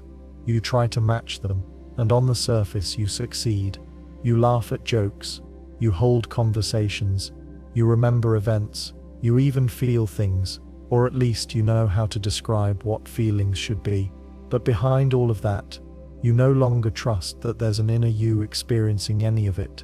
You remember hearing about solipsism, the idea that you are the only conscious mind, and everyone else might be an illusion. You used to wonder about that. You'd ask, how do I know others are real? Now the question has reversed. You're surrounded by people who are clearly conscious, and you're the only one who doubts yourself. You're the exception, not the center. You test yourself. You try to find proof of your own awareness. You close your eyes and listen to your thoughts. You say, I think, therefore I am. But the words sound mechanical, like a phrase you were taught, not something you know from within. You remember that consciousness isn't just function. It's the feeling of being here, and that feeling has started to feel missing. You begin to watch others more closely. You ask friends what it feels like to be themselves. They tell you things you expect. It feels like me. I know I'm here. You nod. You understand the sentence. But it doesn't land. You don't feel that same certainty inside your own mind. You ask a neurologist what makes someone conscious. They explain the brain. They point to structures, to processes, to signals. You nod again. Your brain does all those things. But none of that explains the missing part. The awareness that's supposed to sit beneath it all. The thing that says I feels more like a placeholder now. You try to trigger it. You sit in silence. Focus on breath, on sensation, on thought. You ask yourself, is anyone in here? You wait. No answer comes. Just thoughts that seem to run on their own, like text scrolling across a screen. Then you think, maybe that's all anyone is. A set of functions, a script. Maybe no one is really conscious, but that doesn't hold up. Everyone else believes they are. They act like it. They express the kind of internal life you no longer feel. They speak of private moments, of sudden clarity, of changes in perspective. You can repeat their words, but you don't feel the meaning land the way it used to. Someone tells you about the birth of their child. They describe the weight of the moment, the flood of emotion.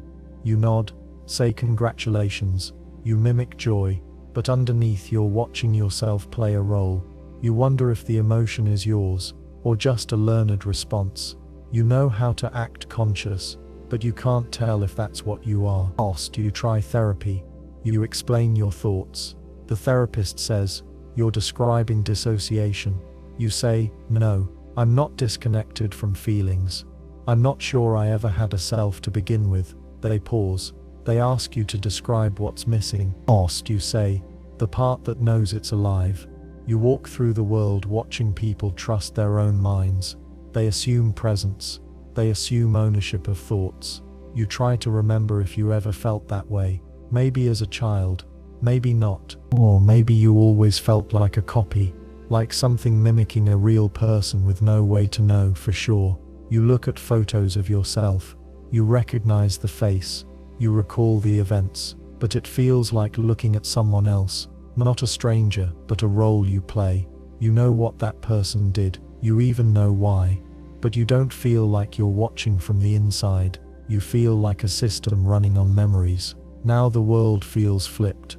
Everyone else is a conscious being with real minds, and you're the anomaly. You don't believe you're asleep.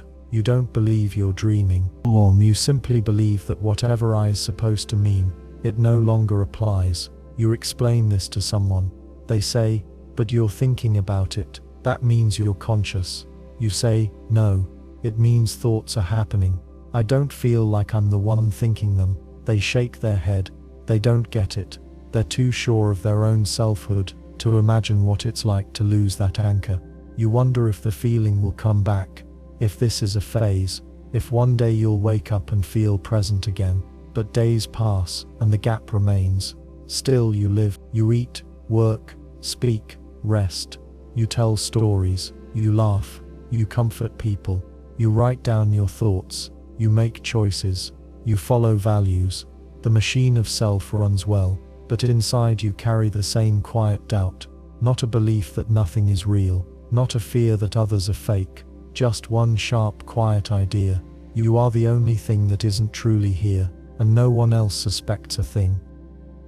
You've heard the simulation argument before. It says that if advanced civilizations can run detailed simulations of entire worlds, then it's likely we live inside one. The logic relies on scale. If many simulations exist for every real world, then the odds favor being inside one of the copies, not the original. But now flip that idea. What if this isn't a simulation, but simulations are more real than this? You sit at your desk and run a simple program. It generates a virtual landscape, trees, clouds, buildings. You create a digital character who walks through it. The figure sees the world, reacts to it, and records each step. You watch from the outside, knowing it's fake. But then the question forms, what makes this simulation less real than what you call reality? The character has structure, it operates by rules. It lives in a system defined by consistent laws. Inside that program, time flows, events happen, choices are made. There is order. There is memory. If that world runs long enough, it builds history. Now you compare it to your own world. It too has laws. It too runs by consistent rules. Particles move, forces interact, time flows forward. What makes your world real, and the other one simulated? You might say your world is made of matter and energy, not code, but matter and energy follow patterns that can be described by code. In both cases, rules guide behavior. You might say you're conscious, and the simulation is not. But that depends on what you mean by consciousness. If the system inside the simulation can reflect, make choices, learn from the past, and model the future, then at what point does it cross into awareness? Suppose it never becomes conscious. Even so, the structure holds. Events in that world happen with or without a witness. The simulation doesn't vanish when you look away. It has its own internal truth. Now ask a harder question. What if simulated worlds don't just mimic structure, but refine it?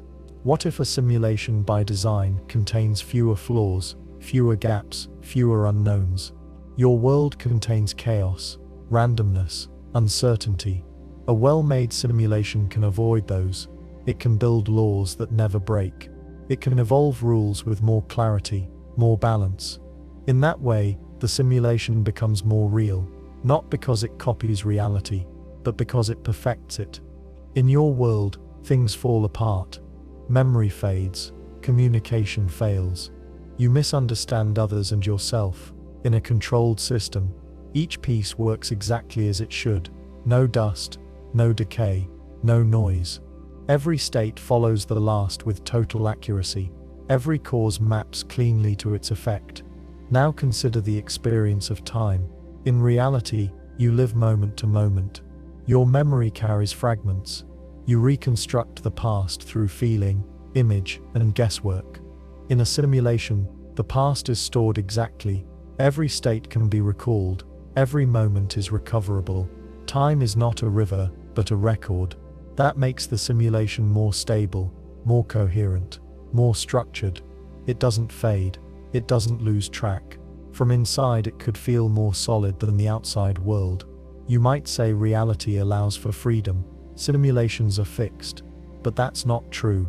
Simulations can include randomness, free will, even error. But their environment still holds more consistency. Their world follows a full blueprint.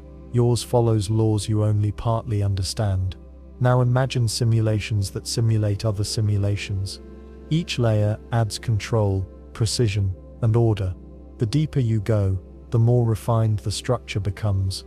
The top level, the real one, has noise, decay, and accident. The lower levels clean those out. In that case, the original world is the most broken. It's the messiest, least stable version. The further down you go, the closer things get to perfection. The real world becomes the raw sketch, not the final draft. This flips the common view. Usually people think of simulations as shadows of something more solid. But what if the opposite is true? What if your world is the draft, and simulations are the improvements? You walk outside and look at the sky. You feel wind, hear sounds, smell the city. It all feels real. But that feeling doesn't prove it's the highest level of reality. It only proves you're immersed. People inside simulations might feel the same. You look at your own thoughts. You notice how often you forget things, contradict yourself, react without reason. Your mind is full of noise. A simulated mind could be cleaner, simpler, more accurate, not more limited, but more defined. Maybe that's what reality means. Not existence, but clarity. In that sense, simulations are more real. They are tighter, more focused. They hold shape better. They allow less drift. Now think about value. We usually place higher value on what is real, not fake. But if the simulation holds better structure, is it more valuable? If it produces less suffering, more insight, greater consistency, does it matter that it's not original? Suppose someone builds a perfect copy of your world, every tree, every face, every book, every moment, and then they remove all error. They make it kinder, fairer, cleaner. You enter that world and feel more present, more clear, more free. Is that less real, because it came second? You begin to wonder if reality is not what came first, but what works best. In that case, the most real world might not be the physical one, but the one that carries the best version of experience. Maybe truth doesn't flow from origin, but from refinement. Now you ask what your own world looks like from a layer below. If someone built a better version, would they view you as flawed? Would they say your world is the sketch they corrected? Or maybe that already happened. Maybe your world is already a simulation of something worse. Maybe what you call real is already one step improved. And below you, other simulations run that are better still. You try to place yourself on the ladder. You can't. There's no sign that marks the base, no flag that says original. All you know is what this level shows you. And it doesn't promise it's at the top. So you build your own simulation. You make it tight, clear, consistent. You step inside, and maybe, just maybe, You feel more at home there than you ever did in the place that called itself real.